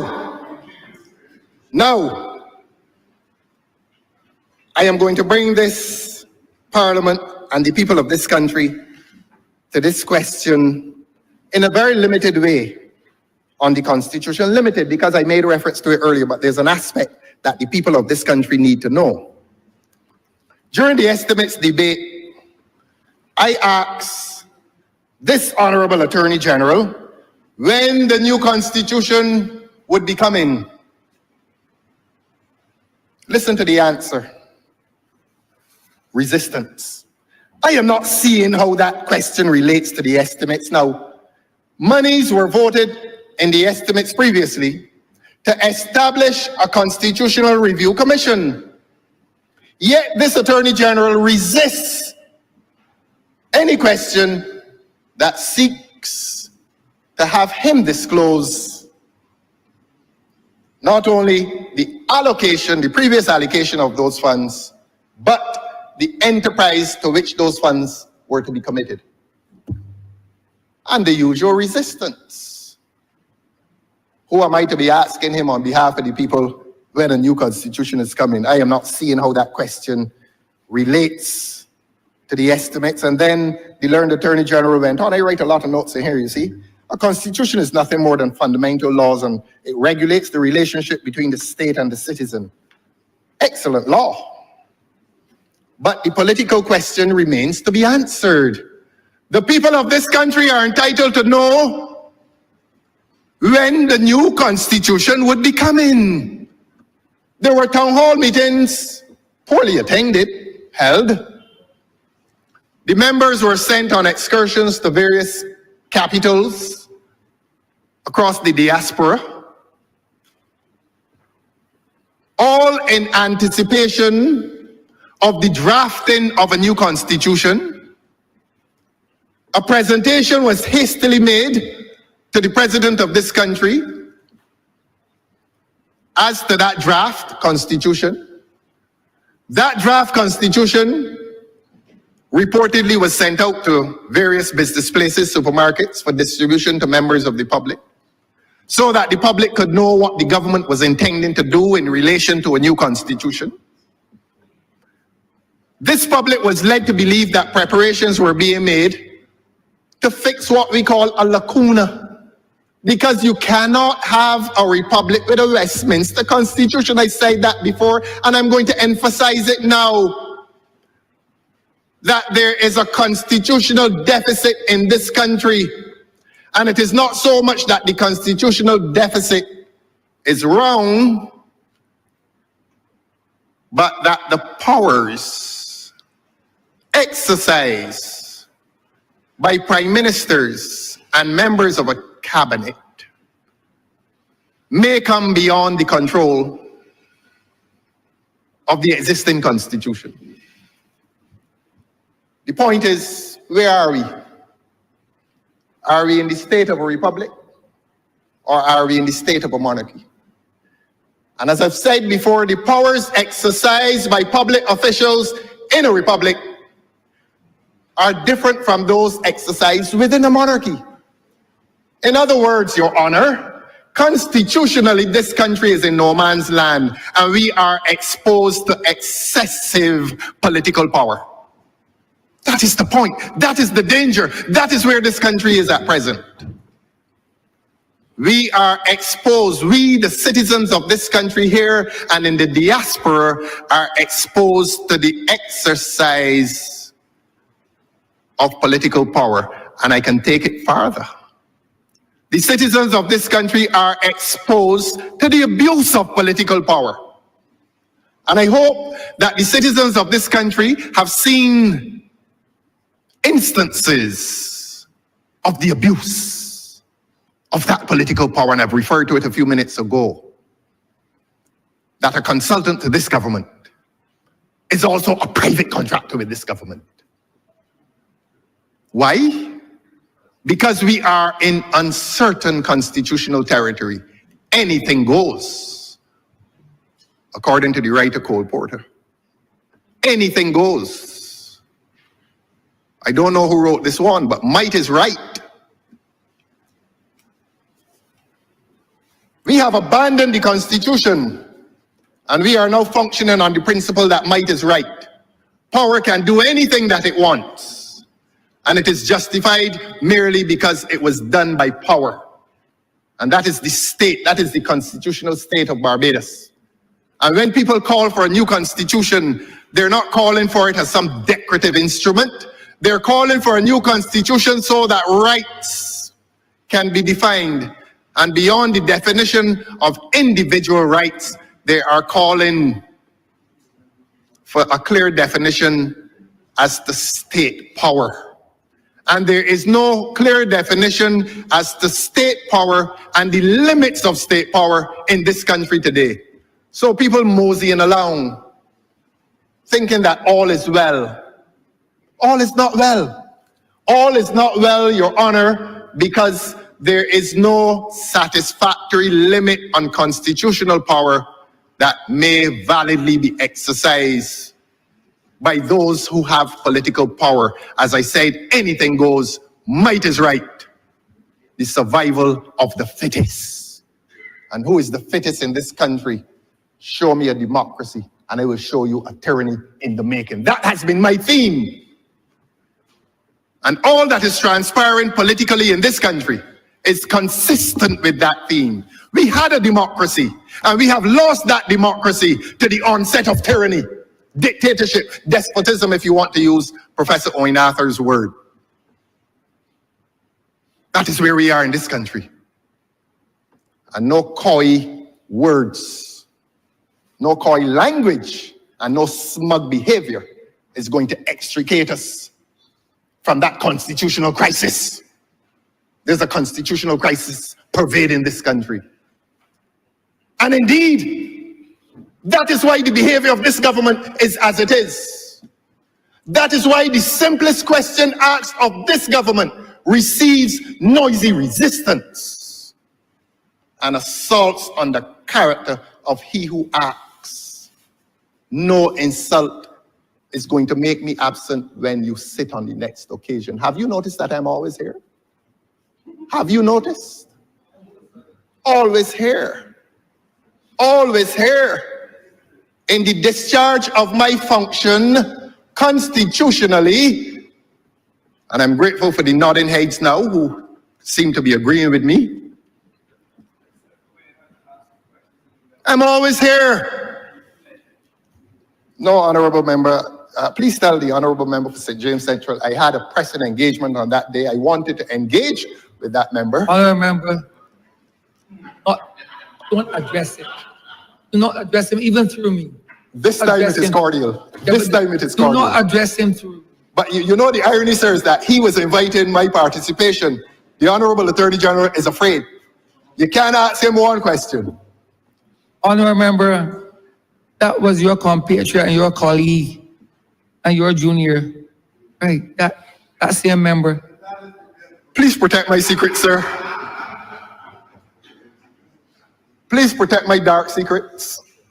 You're asking him to do that for you? You, sir. I thought you were asking the honorable member You, sir. St. James Central to do that for you.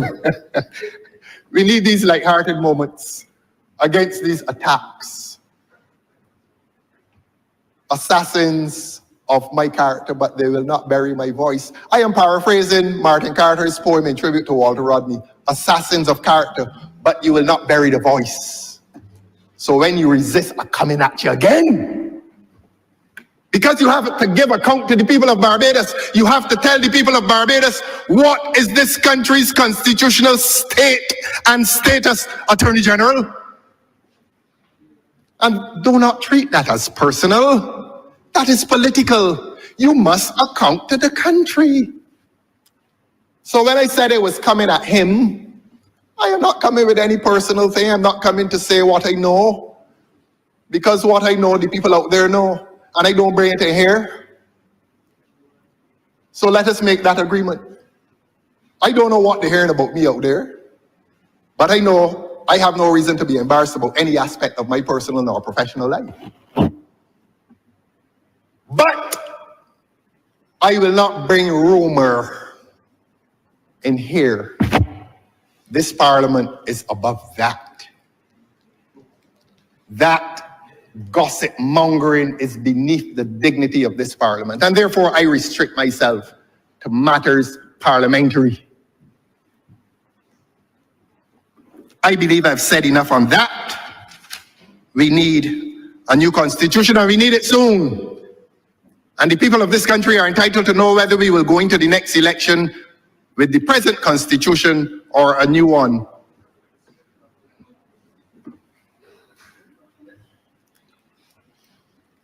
I will wrap this up on the issue of crime.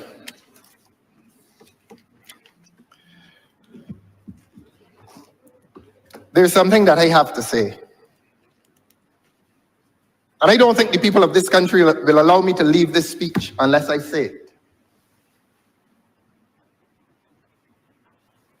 Courage is the most enabling of the virtues possessed by humankind. And the public will be very disappointed in me unless I come in here and display courage. And if it takes courage for me to say that this government has given comfort to the criminal element in this country, I am saying it now, that this government has breached its responsibility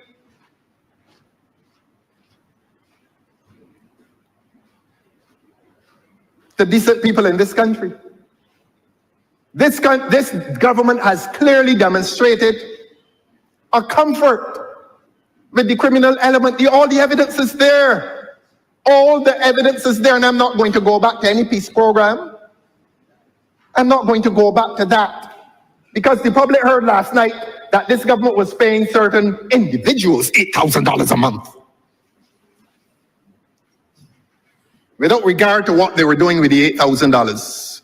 And I'm not going to bring the rumors on the street in here. This is a place of parliamentary discourse. But when I say that this government has given comfort to certain elements, this government must give account for the presence of a certain individual on these premises on a state occasion. Must I be afraid to say that? Am I exposing myself to danger simply for telling the truth? And this is a truth known to the public. That a certain individual who displays himself across this landscape in ways that are not exemplary was on these premises, presumably by invitation. I did not see any police officers intercept him and ask him what was his business. And that is one instance that makes the public uncomfortable. And the public wants the question answered. The public wants no, I'm not going to say who is the individual, but the public wants the question answered. And the public wants to know the details of a Good Friday turned into a Bad Friday.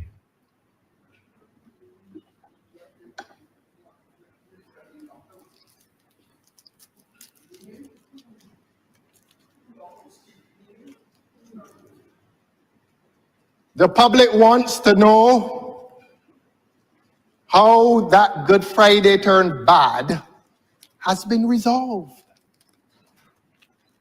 The public wants to know what is the state of the relationship between public officials and members of a certain element.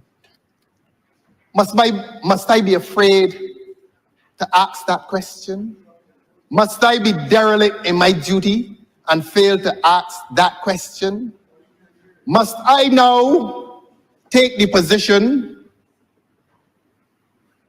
other than that? Well, let me say it positively. The public is entitled to ask the question as to whether certain relationships compromise national security.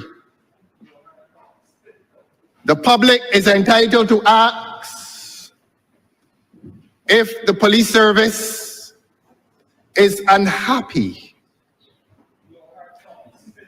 The public is entitled to ask if the police service is unhappy with relationships. The public is entitled to ask whether we are on the road to the creation of garrison communities. And I'm not talking about the Garrison Savannah, which this government is about to desecrate as an area of cultural heritage. I'll come to that. No, I'll come to that elsewhere, Your Honor. Elsewhere, not beyond this place. Keep him quiet. Tighten your seatbelt, son. I understand how turbulence treats people who are not comfortable. All you gotta do is put on a seatbelt. These are questions being asked by the public, and they are legitimate questions. Is this government complicit in the creation of garrison communities in this country and threatening free and fair elections? And if you threaten free and fair elections, you become a threat to democracy. And that is why the theme remains, show me a democracy and I will show you a tyranny in the making.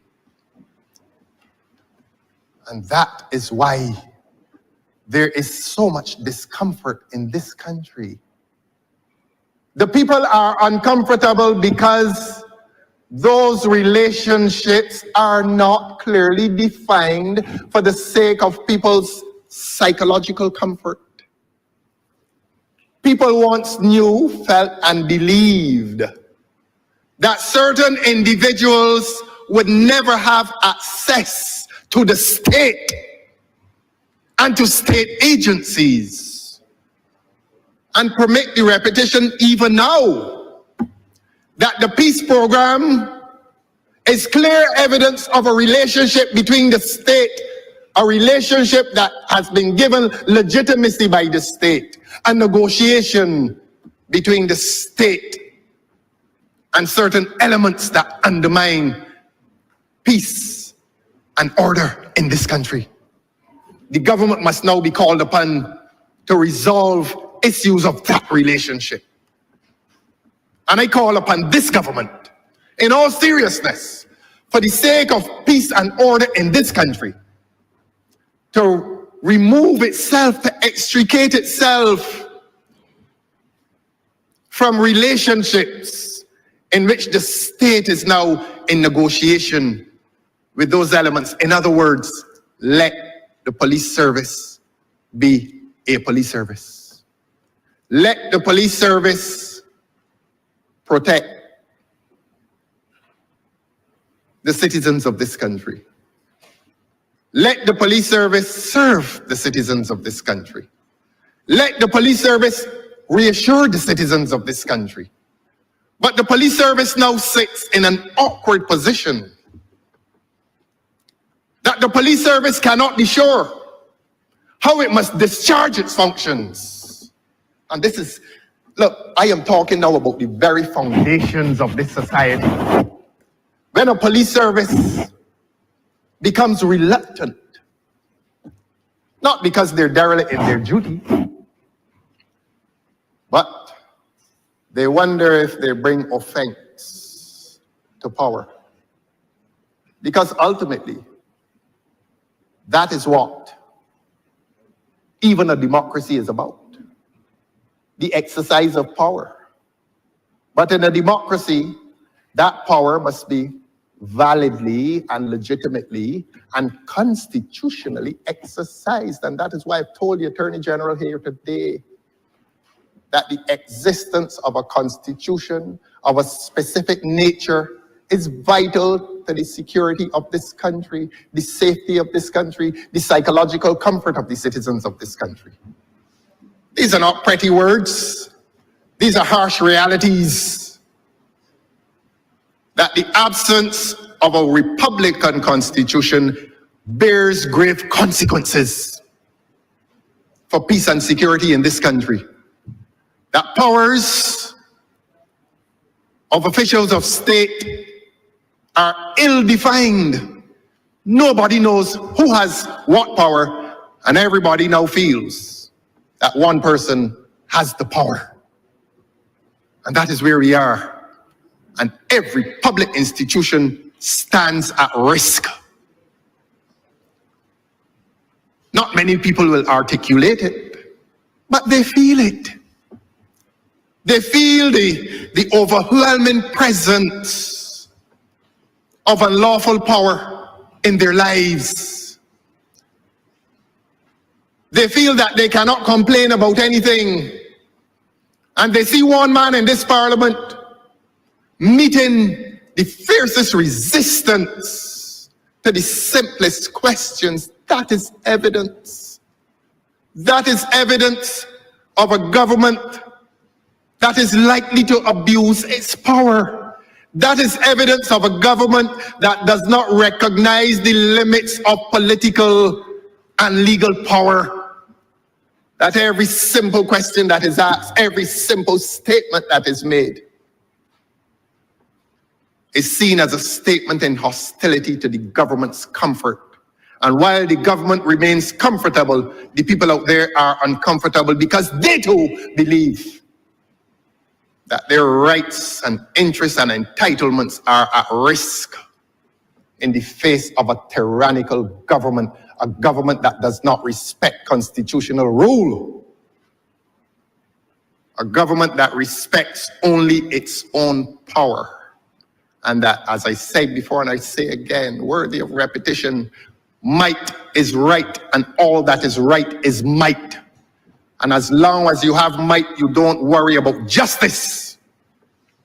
Justice becomes irrelevant. Propriety becomes irrelevant. And all the constitutional and political values become abandoned. And it is only might that becomes right. The only virtue in this country is the possession of political power. The law does not matter. The Constitution does not matter.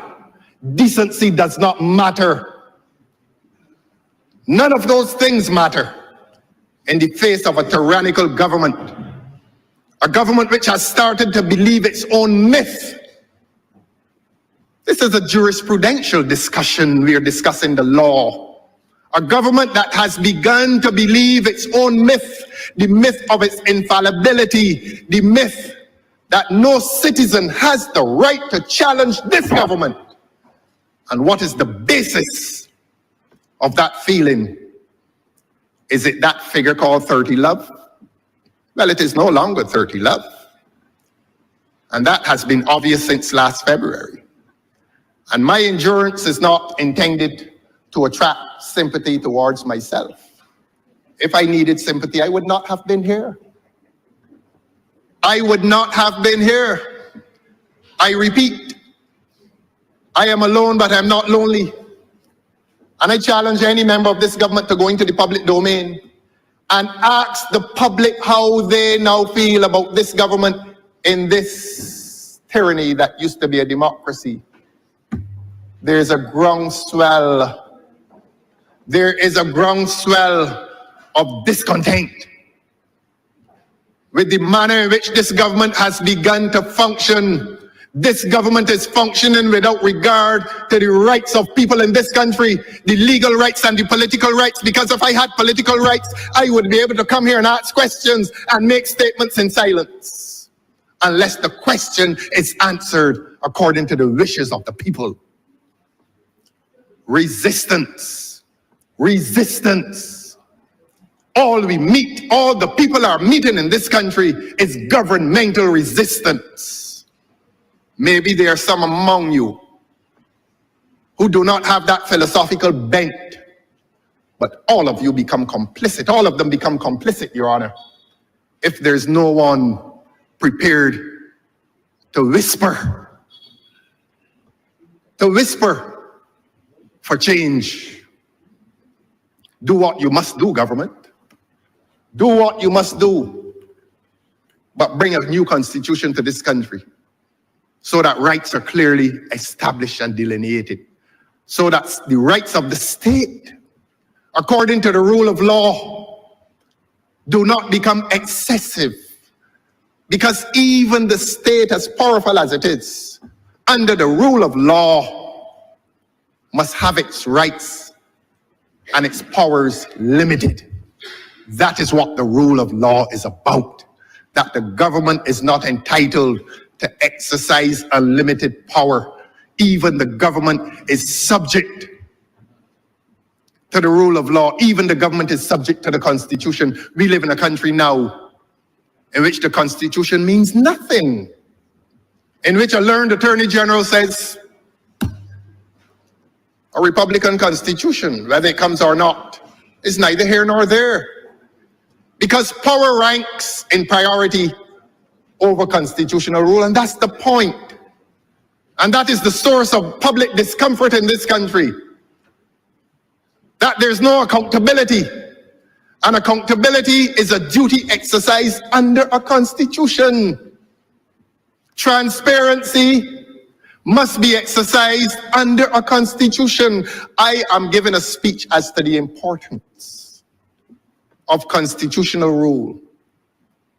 Not governmental rule, not the rule of the party, not the paramountcy of the party that has decided to paint every recreational space in this country red, so that the party ranks with priority, ranks as paramount over the state.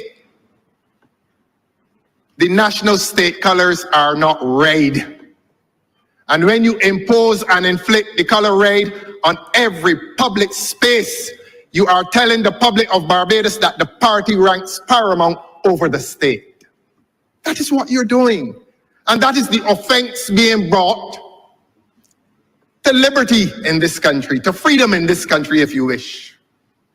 That is why there's that groundswell of resistance to all that the government is doing. That is why a constitution is important. We are in no man's land. That is what I posit today. We are constitutionally in no man's land. I am asking and now insisting that this learned Attorney General should take this country into certain constitutional waters. That the present situation is untenable, and to dismiss it as if it were the idle wind which he respects not brings offense to freedom and justice in this country. And there are examples of it. Whole Town is one. The treatment of the people in Whole Town who are protesting is evidence of the government's position that might must always be right. And that in spite of the protests, government has done something, it is done, and the people who protest down there are being told, live with it. And the people in the East Coast are being told, live with it. And as I said before, and I'll say again, they're coming to Oistins, the government is coming to Oistins in relation to that civic center. And we don't mind them coming to Oistins. But the displacement that they threaten on the other side of the road will be resisted. And as I speak today, it is being resisted. But I don't bring private litigation into public spaces. I don't. But tell the whole town protesters that whole town is not the last great stand against this government. This government is coming down the coastline. This government is going for that historic area called the Garrison. And the government has clearly indicated its plans and its intentions when it has placed a massive block of concrete on an underwater stream that waters many Barbadians. Yes, it is sitting atop an underwater stream. And the people of this country have no right to protest. The people of this country have no right to let their voices be heard in defiance of state power. They have no right. They have no right to say that that building should not have been there. They have no right to defend heritage in this country. They have no right to say that the Garrison is a treasured asset of this country and that it must not be desecrated by a government that will not have its powers limited by a constitution. That is how this government disposes itself in relation to the rights of the weak citizens of this country. That you are disadvantaged for your weakness and given advantage only because you have political power. That is where we are in this country. That is where we are. Your Honor, permit me to move to another.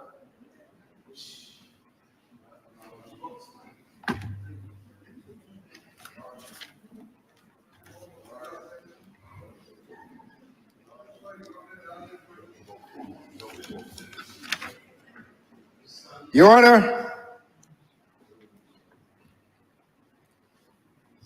there's a document describes itself as a date. I am not going to be deterred, sir. A date of display of notice, March the 6th, 2025.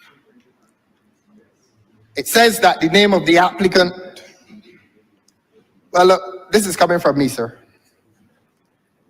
And I'm going to speak in plain language. There are no tricks in plain and simple faith, and I remain faithful to simple language. The Barbados Agricultural Credit Trust Limited has made an application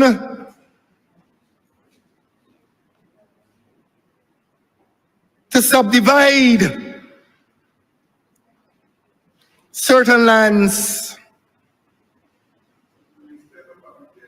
for agricultural purposes, and they've applied for a change. You don't worry. Vineyard plantation is one of the richest areas of soil in this country. Beg your pardon?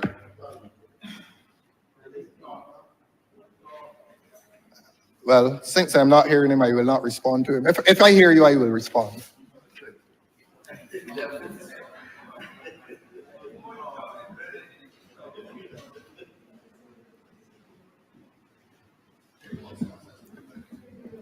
I am going to share certain information with the people of this country in relation to where we are with agriculture. In relation to where we are with agriculture.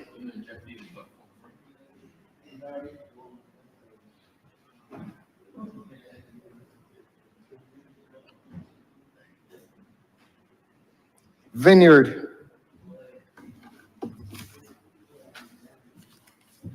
Can you imagine an entity called the Barbados Agricultural Credit Trust? The Barbados Agricultural Credit Trust. The two operative words, if you wish to emphasize the point, agricultural and trust. How can you trust a corporation which calls itself an agricultural entity, and that same entity is seeking to desecrate agricultural lands? How can you trust? How can you trust it? How can the people of Barbados trust it?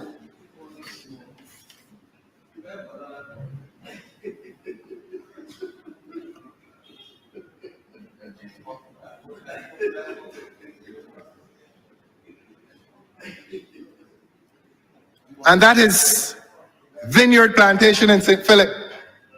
And the people of Barbados need to hear these things.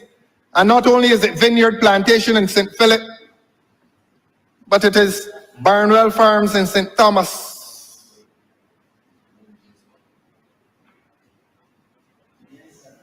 Given permission to subdivide.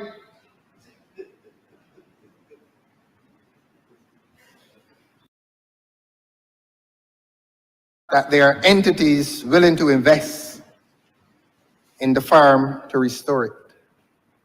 There are entities willing to invest in Barnwell and St. Thomas. Come, let us reason together. Thank you very much. And I will accept the help on behalf of the people.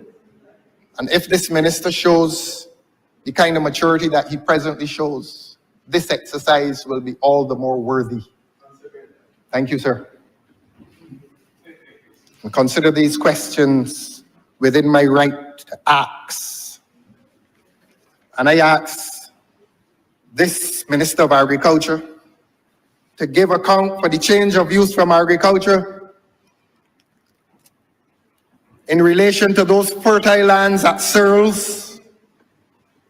And this is not to bring offense to the investors, Coverley. The people of Barbados must know, Drax Hall, come let us reason together. Carmichael's, Poolan, Bullens Agricultural Station,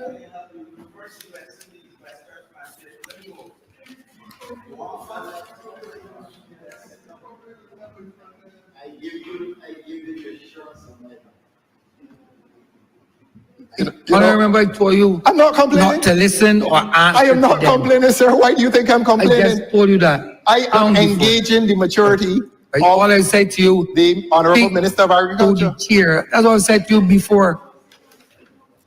That's what I'm saying to you. I find no fault in him at this present moment. But I have listed a number of agricultural spaces that are being surrendered to concrete. And the public must know. The public must know what is the destiny of our precious agricultural lands under this government. And I have listed acres and acres of agricultural land in the face of a government that claims that it is interested in food security. I thank you for your maturity.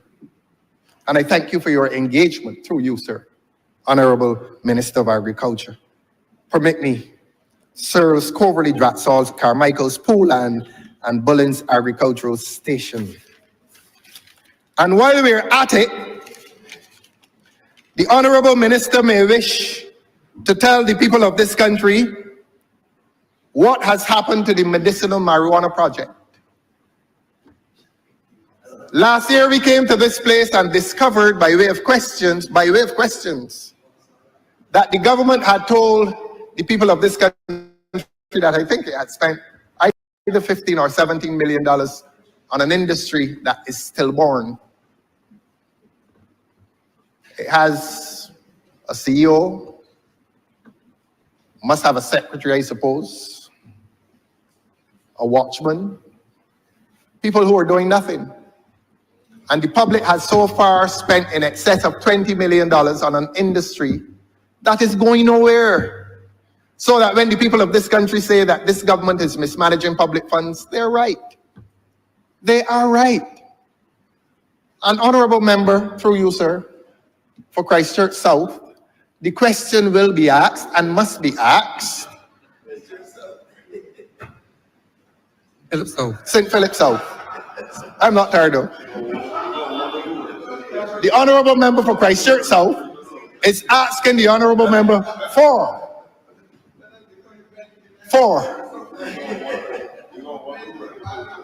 St. Philip South. Let them tighten their seatbelts. Let them tighten their seatbelts. The honorable member for St. Philip South must tell the people of this country if there were lands reserved for the growth of marijuana towards the production of medicinal marijuana, whether those lands have now been abandoned in relation to that purpose, and whether there's an application to convert those lands into building as clear evidence of the abandonment of the project in medicinal marijuana. In short, what has happened $20 million plus later to the medicinal marijuana project? What has happened to it? And is the medicinal marijuana project becoming another project in building, another project in concrete? And if so, will it be low-income housing, as this government likes to claim, an invalid claim, or will it be high-end housing? But when the admission is made, we expect that it will be made with honesty. Thank you. And let us move quickly then to this final issue of the black belly sheep that were snatched from Barbadians. Now we were told at various times in this parliament, when we asked, but what is this project about? And the minister came to this parliament and said, look, we're sending them to Guyana to have them slaughtered there and have the carcasses sent back to Barbados. A very costly exercise. It did not make financial sense. That we have an abattoir here, I assume, a slaughtering house here, I assume, and we took up over close to 1,000 sheep, sent them to Guyana, and a member of parliament in Guyana came here and said she's never seen them. I know Guyana is a large country, but somebody must have seen them. And last year we were told that a certain gentleman, a consultant, another consultant, high-paid consultant, was sent to Guyana to count the sheep. Now there must be a lot of sheep because he hasn't come back with his calculation. And this Honorable Minister of Agriculture has been unable to tell the people of this country what that project is about. You know, the government must give account. You know, it is a public, this is public office. This is not private office. The government is not occupying office by entitlement. The government is occupying office at the will of the people. And the government must account to the people. And if 900 black belly sheep were sent to Guyana, paid for with public funds, the public is entitled to know. But what we do know is this, that the project has come to an end. Yes, Your Honor, we are told that they're no longer sending any sheep to Guyana. Whether they're alive or dead, no more sheep will be sent to Guyana. Look, they picked up $600, this government, and paid the people for each sheep. Now, let us look at values. What has the $600 done for the owner of that stock? What has it done? The sheep would have been of more medium to long-term benefit to the owner, to the farmer. $600 in the supermarket can't buy much. So the money gone and the sheep gone too. And the project has gone as well.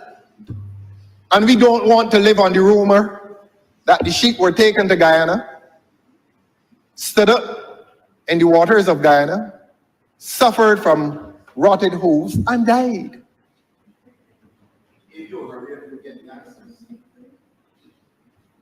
Control him. Fasten your seatbelt, my friend. The turbulence is that great. Control him, sir. I remember you Control him. I remember I can't help you. I don't want any help. You continue He wants to the help. No, sir, you can't. He wants the help. I don't want any help, sir. I remember you continue to entertain. You all remember Not entertaining them. sir. I am asking questions. And I want to ask the question of the Honorable Minister. It used to be a joke for the honorable member for Christchurch. He said it used to be a large joke until the honorable member discovered that it was a project between two countries that stalled. And for this country, it has been an expensive project. It has been a loss to the patrimony of this country. The loss, and not the loss, the export of highly valued patrimony to Guyana. So those are the questions for the honorable member for St. Philip's South. Simple questions, simple answers. Nothing further on that. The honorable minister, oh dear, that honorable minister is absent because that honorable minister is not a member of this chamber, of this body. But certainly in relation to the Ministry of Industry, I think innovation and technology, they call it. Let us, the people of Barbados, send a message to that ministry that there is a piece of legislation called the Public Procurement Act. And the Public Procurement Act seeks to protect public funds. And if a ministry is going to be awarding a contract in the amounts of millions of dollars, it must be sent out to tender. You can't take up $7, $8, or $9 million without tender. That is the law of Barbados. And we ask the question, did that ministry offend the Public Procurement Act when it awarded a large contract in the sum of millions of dollars to an entity without advertisement for tender? Simple question. I'm not going to get the answer. We know what has happened in recent times in relation to that ministry. And all we would ask this government, having collective responsibility for the acts of that ministry, what is and has been the extent of the cybersecurity breaches? The people in this country are not told. They have not been told. We live in an ocean of information that is vital to our survival. Bank accounts, all kinds of vital statistics. In the old days, it was kept in a ledger. Today, it is in something called cyberspace. And that cyberspace has been compromised. And this government has not had the openness, the transparency through that ministry to tell the people what has been the extent of the cybersecurity breaches which affected even this parliament. Which affected even this parliament. So it is not an occasion for smugness. These are questions that the people of Barbados want answered. I move quickly. In another place, I pay tribute to a fighter called Ms. Patricia Mapp, who died a few hours ago. And I know that the honorable member for Christchurch West Central will join in these commiserations. And she was a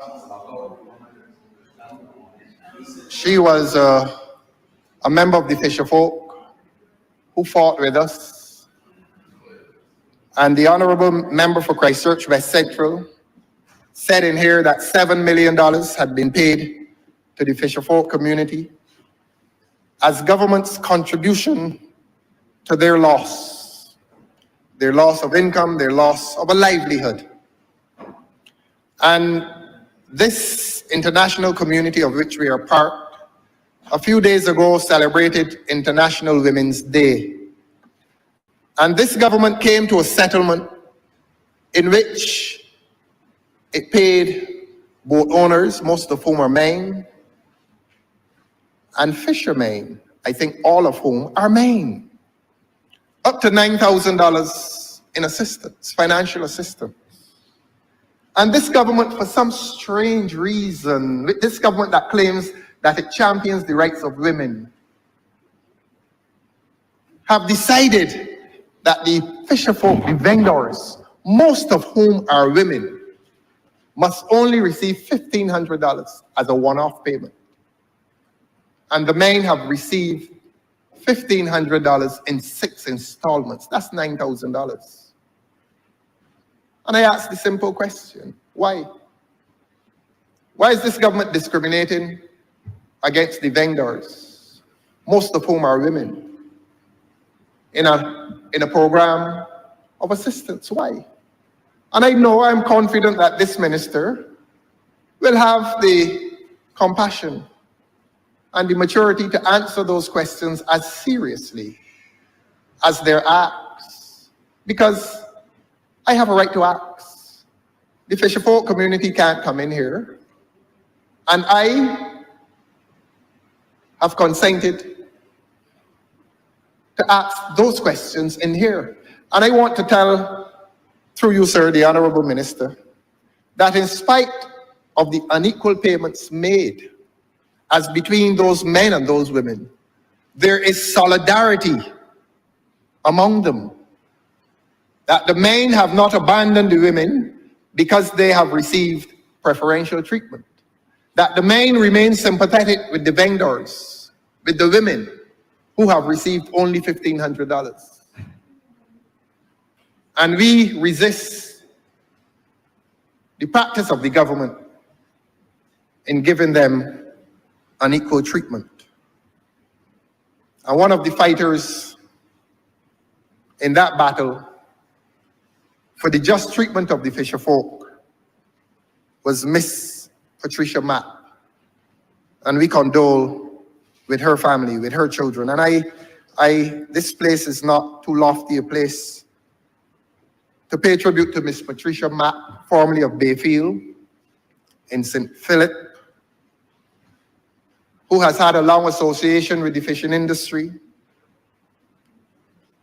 And I seize this occasion to condole with her children, Gloria, Melissa, Sheldine, and Jason, at the loss of their mother, only at the age of 61 years old. She came to every meeting of protests, planned protests that we carried against the government.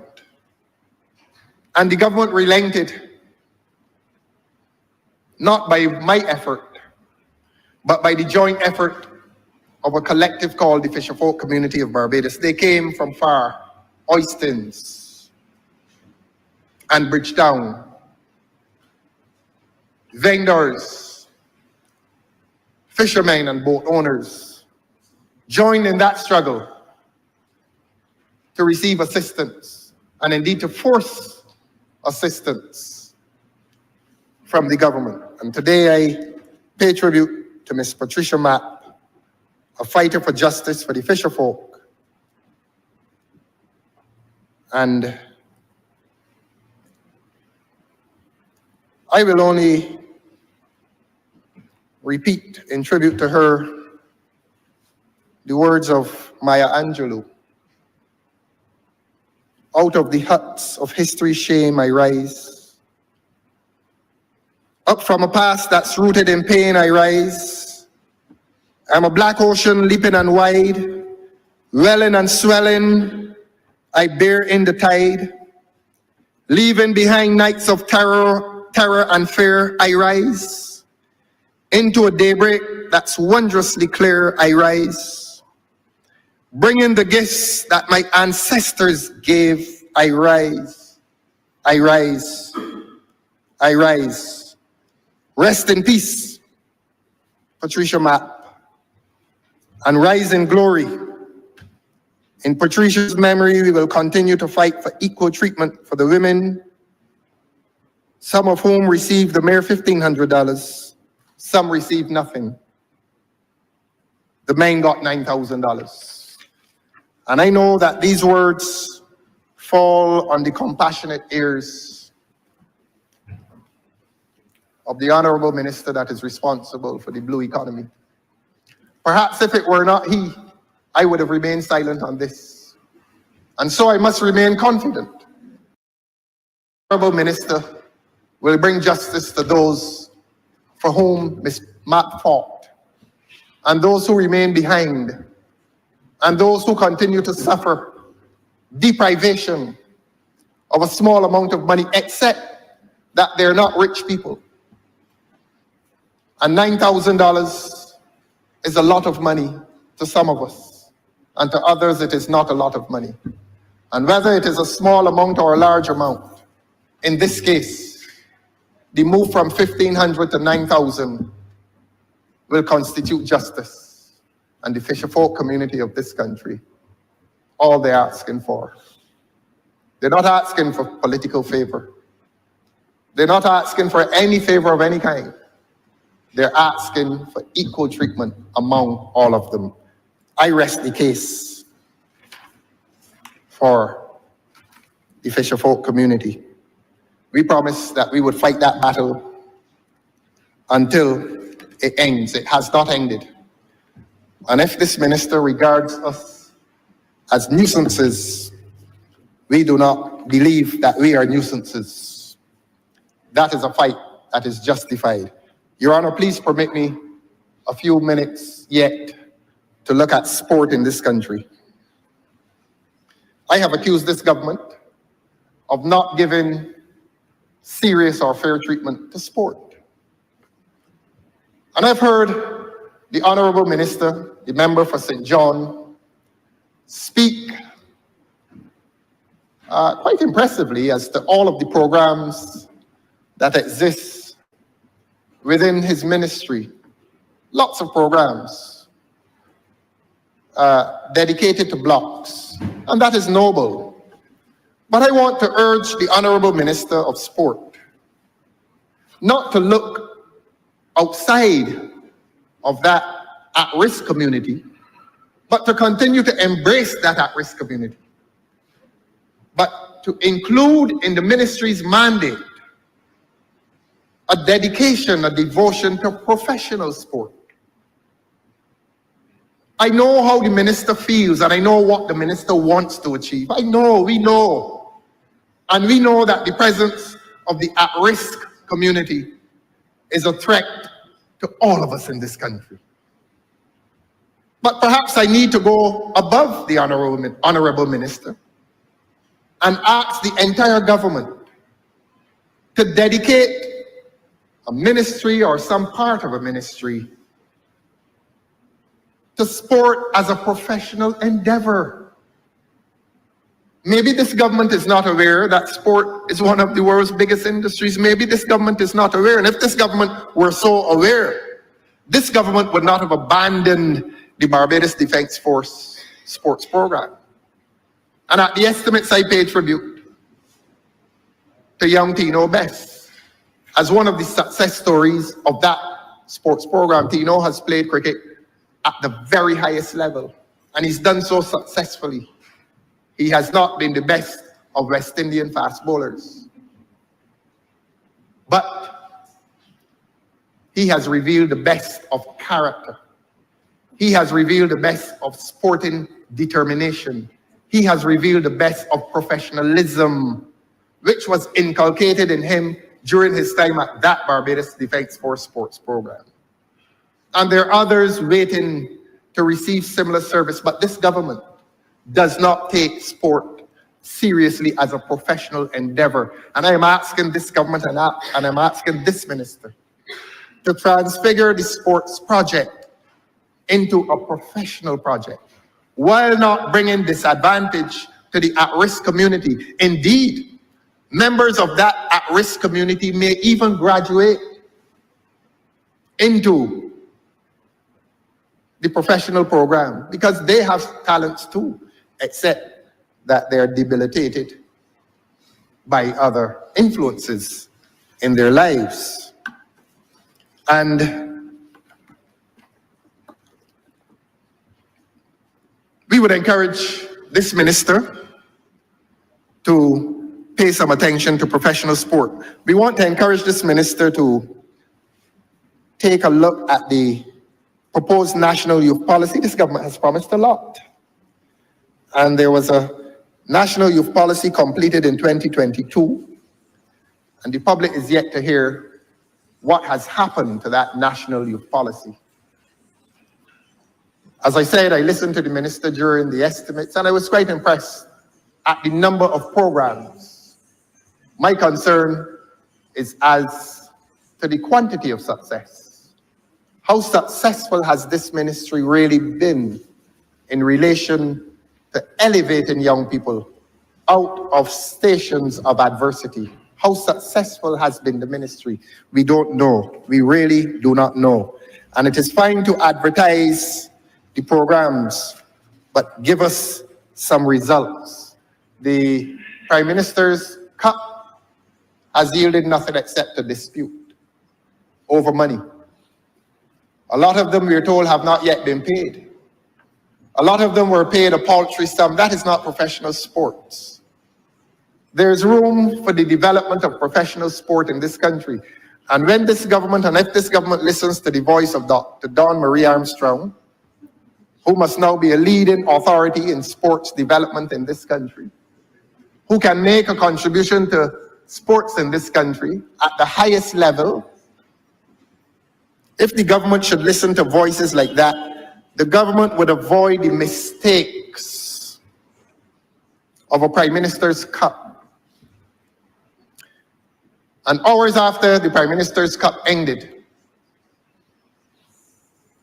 there was no change, there was no societal change. There was nothing achieved by that event except a dispute. So we asked the government to develop an industry for professional sport, but that is unlikely to happen soon because this minister must bring a report card to the nation as to the National Stadium, which stood there from 1970 until a few years ago. And how can we seriously talk about sports and athletics in this country when we do not have a national stadium? And how can we seriously talk about the development of sport when this government promised the communities of this country that it was building mini stadia? And the facility at Parish Land in Christchurch stands as testimony to the government's failure. It looks as if a bomb has been dropped there. The people of Parish Land now have no recreational area. It is littered by limestone, rocks, grit. It is a disgrace upon that landscape, but that disgrace reflects the disgrace that exists across Barbados. Not one mini stadium has been built. And I said before during the estimates, and it is worthy of repetition here, that you cannot refer to a facility as a mini stadium or a stadium of any kind unless it has a running track. It doesn't have to go 400 meters. It could be 60 meters, as is done on the professional circuit. But it gives the little 10 and 12 and 13 and 15-year-old boy and girl an opportunity to exploit and explore his talents when he or she comes home from school and runs on a track 50 meters. The community is not asking for any, as I said, 400 meters track of 8 lanes. And if the space is there for 400 meters, 2 lanes. 2 little boys can race against each other, 2 little girls can race against each other. But we do not have anything that comes close to a mini stadium in this country. The erection of a fence does not define the recreational area as a stadium. Again, this government is displaying contempt towards the aspirations and the hopes of young athletes in this country when it insults them with what presently exists in this country. Recreational facilities with a fence. And the fence has caused those areas to lose their organic relationship with the community in which they exist. I've said this before. Not during this debate, not during this speech, but I've said it before. And sporting activity has not been augmented for the presence of those facilities. And it slipped from the mouth of the honorable member for St. James Central within the estimates debate, when he confirmed what I had been saying for a long time, that the real motive behind the construction of the fences, was to transform those areas into areas for paid entertainment. And that is wrong. That is wrong.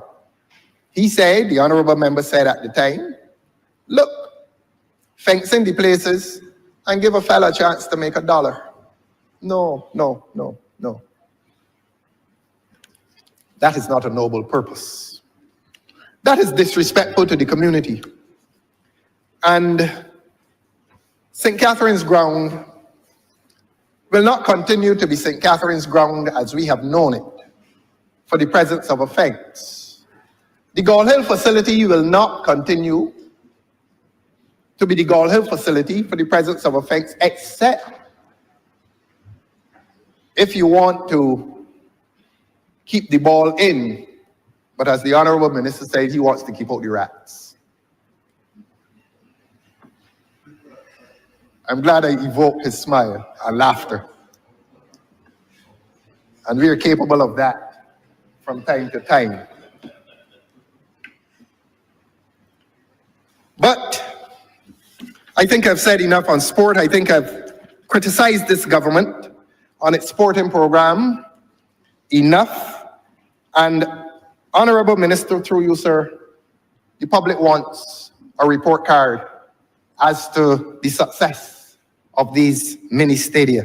We say that they have not been successful. I remember during the estimates debate asking the Honorable Minister if crime has affected sport, and the Honorable Minister gave an answer which was political but not correct. The Honorable Minister took the view that crime has not affected sport. I do not know why the Honorable Minister would have taken that position, but everybody in Barbados knows that crime has affected sport. And not only violent crime, but engagement in crime. And the Honorable Minister can drive home and drive through most of the districts that have the NSC, National Sports Council facility, 4 to 6 on any evening. And I tell the Honorable Member for St. John and Minister of Sport that there's an obvious reduction of numbers on the sporting facilities in this country. And it is related to crime. It is related to a general social malaise that has descended on this country. And it is not the fault of the Honorable Member for St. John. It may be a wider governmental problem. It may be related to this government's propensity to foster entertainment at the expense of civil life, that everything now is a fact. And that may be the problem. I will come finally and very briefly to the Ministry of Empowerment and Elder Affairs. And it is good that I come to that ministry immediately having discoursed on the Ministry of Sport, because there's a connection between crime, I think, and the decline of sports. I've said that. And it now so happens that the Ministry of Empowerment and Elder Affairs has now had added to its portfolio the area of crime prevention. Now, I challenge that. I challenge the propriety of that. You really cannot be catering to little old ladies while also catering to peace programs. There's something very contradictory about that. On a Monday, you're talking to old ladies, and on Tuesday, you're with the other element. But I believe it is a short-term measure. Perhaps it has been done as a temporary expedient until some other person is drafted in to share those responsibilities. But the public will be very disappointed if I do not repeat this event in which an entity has continued to benefit from the public purse.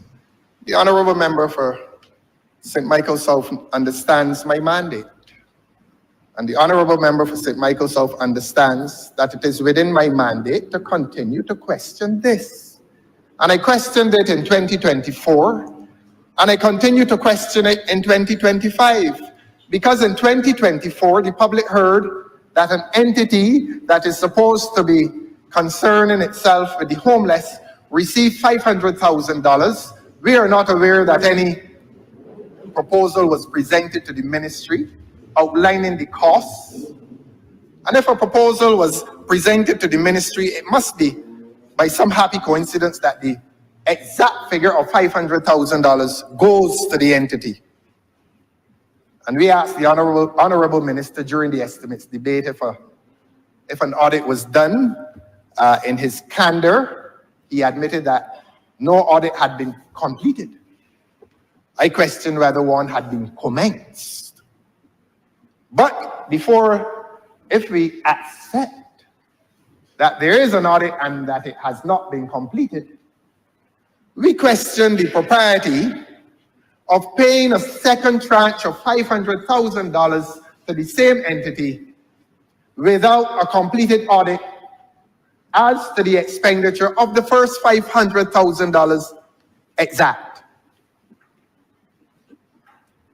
Through you, sir, I say to the honorable minister, that ought not to happen.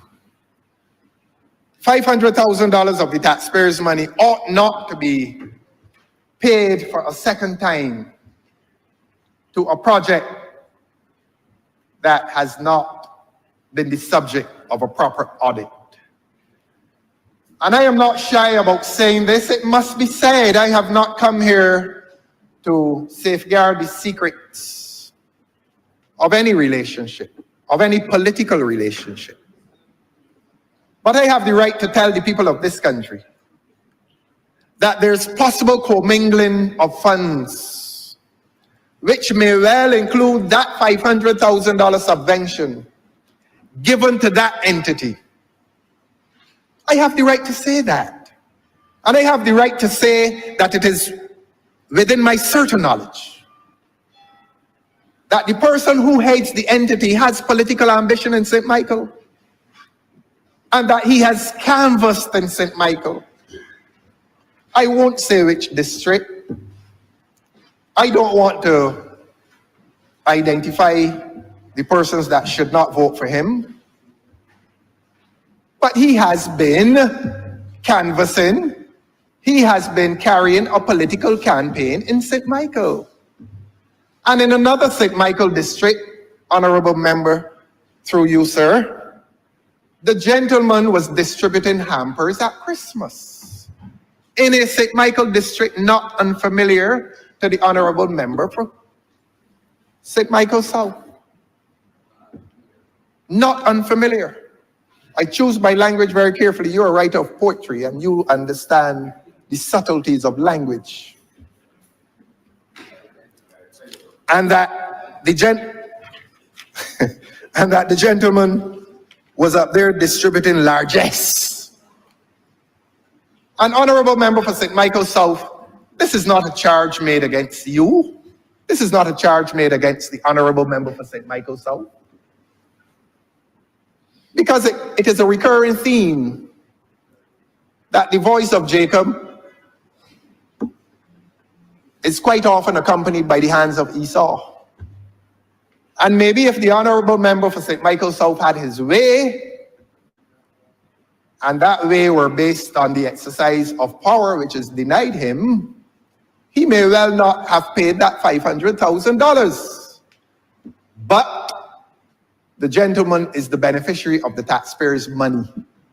And the gentleman has committed certain monies to a political campaign. And that is a corrupt practice. And I will not associate the honorable member for St. Michael South with that corrupt practice. Because when I began, I reminded this chamber and I reminded the people of this country that I will show them a democracy and I will also show them a tyranny in the making. And that it occurs to me that many of the acts committed within ministries are committed by the hand of Esau. And there are many voices of Jacob stretching across this cabinet government. Many. I will not disparage any of the ministers by saying that they don't have any power. But the perception of the people in Barbados is that there are not many ministers who enjoy full ministerial power. And I heard the Honorable Minister for Sport say during the estimates debate that he is not giving $5,000 to any sport entity and he's not giving that in cash. He would buy balls for the clubs. And my recommendation to the members of this cabinet is that this cabinet should get some of those balls from the clubs. That's my simple recommendation.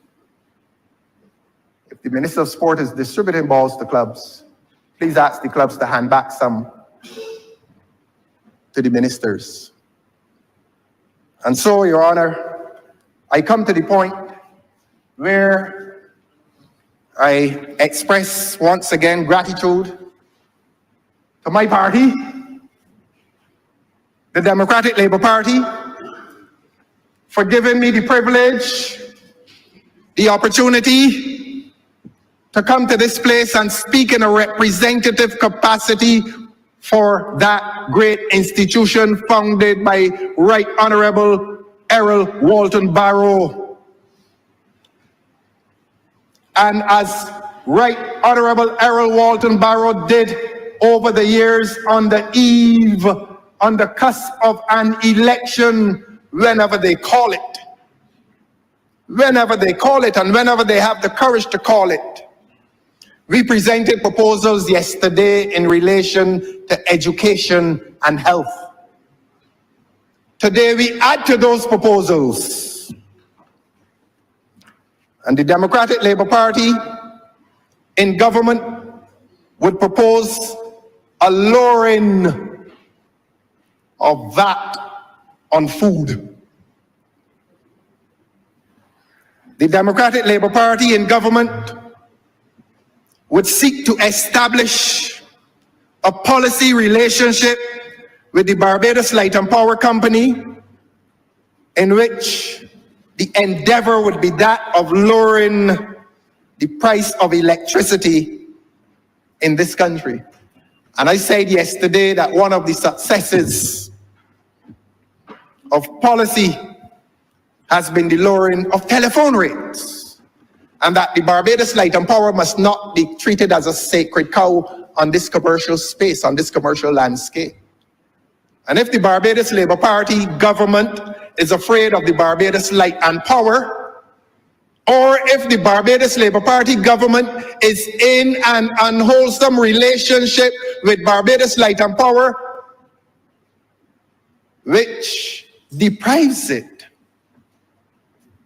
of the opportunity to bargain as an equal partner, one of politics, the other of commerce, if there is an unwillingness to negotiate and to bargain with the Barbados Light and Power in the interest of the consumers of this country, then the Barbados Labour Party government has forfeited its position, its status as being representative of the people, of the interests of the people of this country who are suffering. Industry is suffering from high electricity rates. It is untenable, honorable members of this government, through you, sir. Electricity rates are driving inflation in this country. And one of the ways to tackle inflation in this country is not to tackle with hostility the Barbados Light and Power, but to enter into a relationship with Barbados Light and Power in which it must recognize its corporate responsibility to the people of this country. And the people of this country believe, based on the evidence, that electricity rates are too high. Where stands the government? A Democratic Labour Party government will seek to ensure that electricity rates in this country reduce. And if it must reduce in relation to renewable energy, it must reduce. And if it must reduce in relation to the use of all fossil fuels, it must reduce. And I noticed that the government has extended the magic date from 2030 to 2035. Not surprising. These incremental adjustments to government policy. But I return to the proposal that a Democratic Labour Party government will and must attend to the issue of high electricity rates, and that it will engage the Barbados Light and Power Company in mature discussion. The Democratic Labour Party government would propose to reverse the housing trusts on agricultural lands. That is destructive of this country. That the housing trust is presently destructive of the topography of this country. Does this government understand that a lot of these housing projects are contributing to mini climate activity? Does this government understand that? And that a new Democratic Labour Party government would refocus the housing trust back into the traditional communities.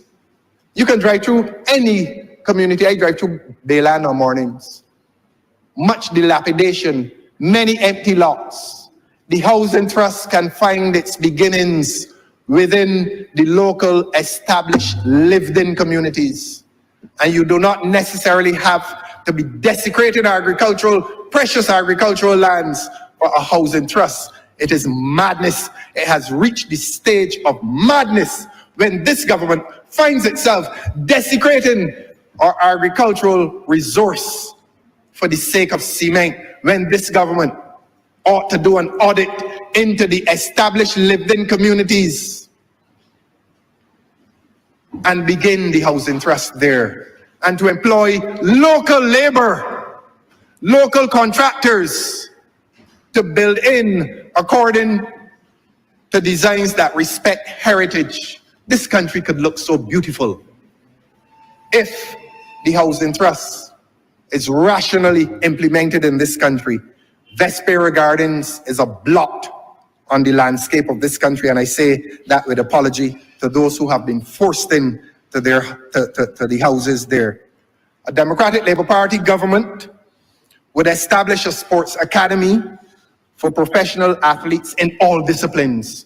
Why has this government seen it fit to dismantle or to destroy or to suspend the Barbados Defence Force sports program? Again, that defeats the aspirations, the legitimate aspirations of athletes in this country. The absence of the national stadium is one thing, and then you exacerbate the problem by suspending the Barbados Defence Force sports program.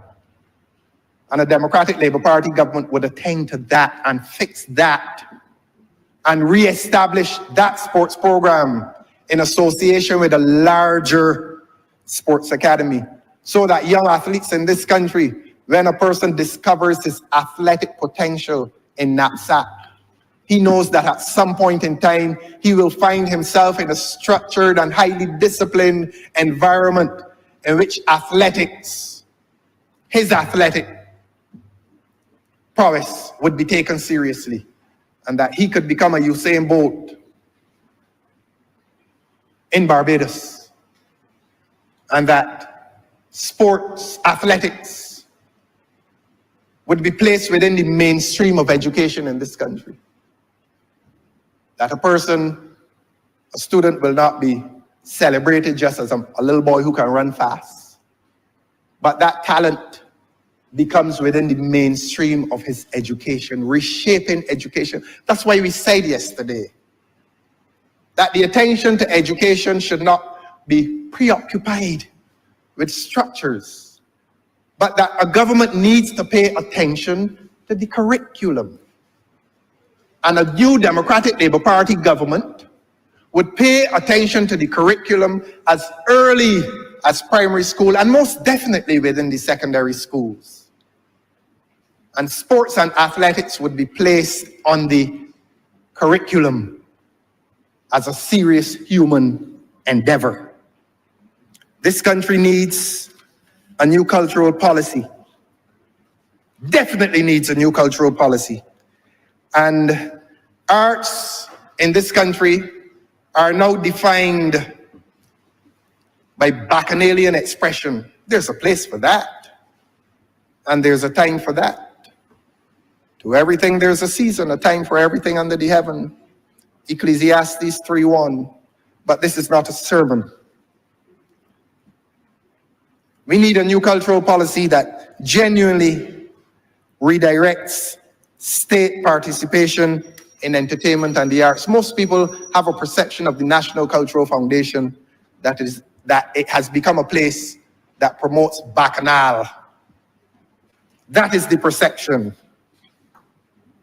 Importantly, on a Democratic Labour Party government's agenda would be serious attention to the police force, police service, and in modernizing the police service. The police service is presently weighted under by its colonial structure, and attention needs to be paid urgently to two aspects of the police service. This country must not proceed into a future in which salaries paid to police officers remain as modest as they are.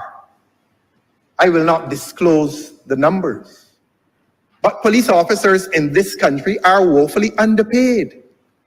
And a former prime minister said that police officers are not special, and I disagree with him even now. Police officers are special, and police officers should be better paid in this country for the quality of contribution that they make to the social order. And the Democratic Labour Party government would propose to increase salaries paid to police officers. And I said it goes beyond salaries. Promotion. Promotion within the Barbados Police Service is subject to personal favor. An inheritance of a colonial regime. If a fellow likes you, he promotes you. And if he doesn't like you, in spite of merit, you're not promoted. Promotion ought to be guaranteed, as the Public Service Act seeks to guarantee promotion. The police officers in this country must be under a new system, under a Republican Constitution, as opposed to the values of a Westminster Constitution. Must be guaranteed, or must enjoy prospects, favorable prospects for promotion. And a Democratic Labour Party government would attend urgently to the question of the terms and conditions of service of our police officers, certainly in terms of salary, certainly in terms of the rights and prospects for reasonable promotional ambitions.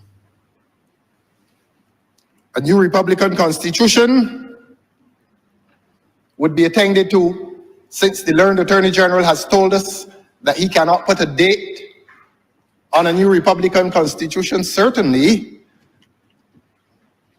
he is not even putting it within the view, the periscopic view of this government. And not only would the Democratic Labour Party attend to a new Republican Constitution, but a Democratic Labour Party government would attend to a new Republican Constitution embracing local government. The time has come to broaden down representative powers genuinely to the people. And the people for too long have been at the mercy of executive government. Too long. And permit me to say this, sir. When I was chairman of that Commission on Local Governance, as opposed to government, we held some very successful town hall meetings, and many Barbadians held one in St. Lucie as well at the Darrell Jordan School. Excellent meeting. Perhaps the best was in West Terrace, at the West Terrace School, and retired civil servants came out and offered their service as potential members within a local government. And the time has come, as I said, to broaden down those powers to citizens within their local communities to deal with matters of utilities. Finishing now. Deal with matters of utilities, matters that really operate at community level.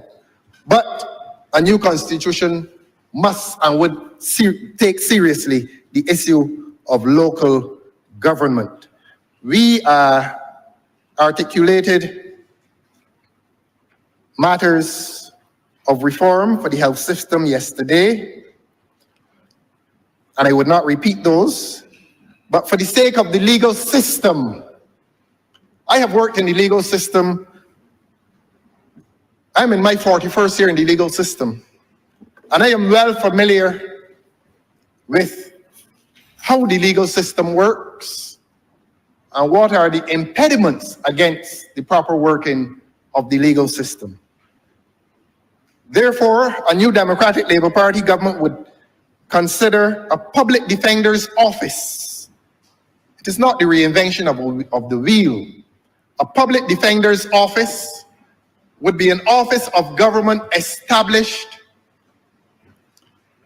incorporating lawyers at the private bar, and persons who are charged with criminal offenses would be guaranteed representation within that public defender's office. Right now we have the problem of the accused coming to the court and saying, my lawyer is in another court. Or sometimes the lawyer comes and says, well, on this day I can't do the case because I'm elsewhere. And there's a lot of backlog, there's a lot of delay within the system because individual lawyers, it is impossible to be in two places at the same time. So that while you have a Department of Public Prosecutions, I think they probably have about 13 lawyers now, the Director of Public Prosecutions Office prosecutes, a public defender's office would defend. And that office would be populated by persons who work in private practice.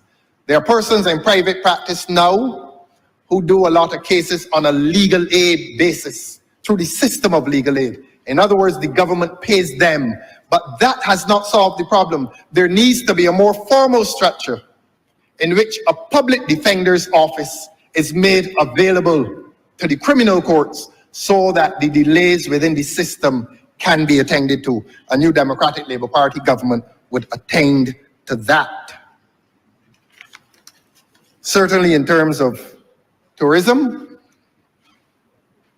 we note that a lot of concessions are generously given within the tourism sector. And, you know, we stereotype establishments according to their social prestige. And a lot of tourists come to this country and go into the establishments which do not enjoy that social prestige. I'm talking about the rum shops and the village communities. And a lot of them come on Saturdays and they're looking for a cricket ground, a lot of the English tourists, because the countryside of Barbados reminds them of the countryside of England. And why has not governments in the past given similar concession to those local establishments, shops, rum shops we call them? The English call it the local.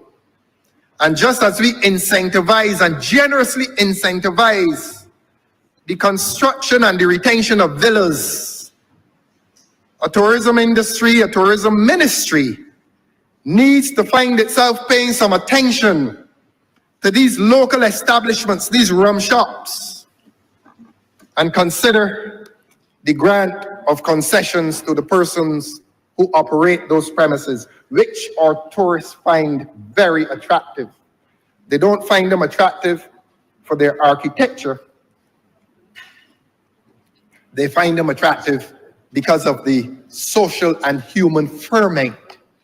They find great comfort in association and intercourse, social intercourse with the persons in these local establishments. Have we considered ever giving concession to these establishments? They're citizens too, and they're equal citizens. So I am not any longer going to ask this government to do it. It may be too late, and a Democratic Labour Party government will certainly include that on its manifesto agenda. Let the public hear. I have stopped talking to the Ministry of Tourism in relation to these proposals.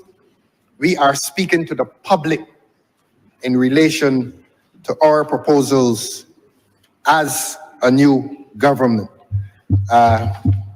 There are greater details, there are other proposals, but those are the proposals that we are prepared to present today for an inquiring public, for a public that is entitled to inquire.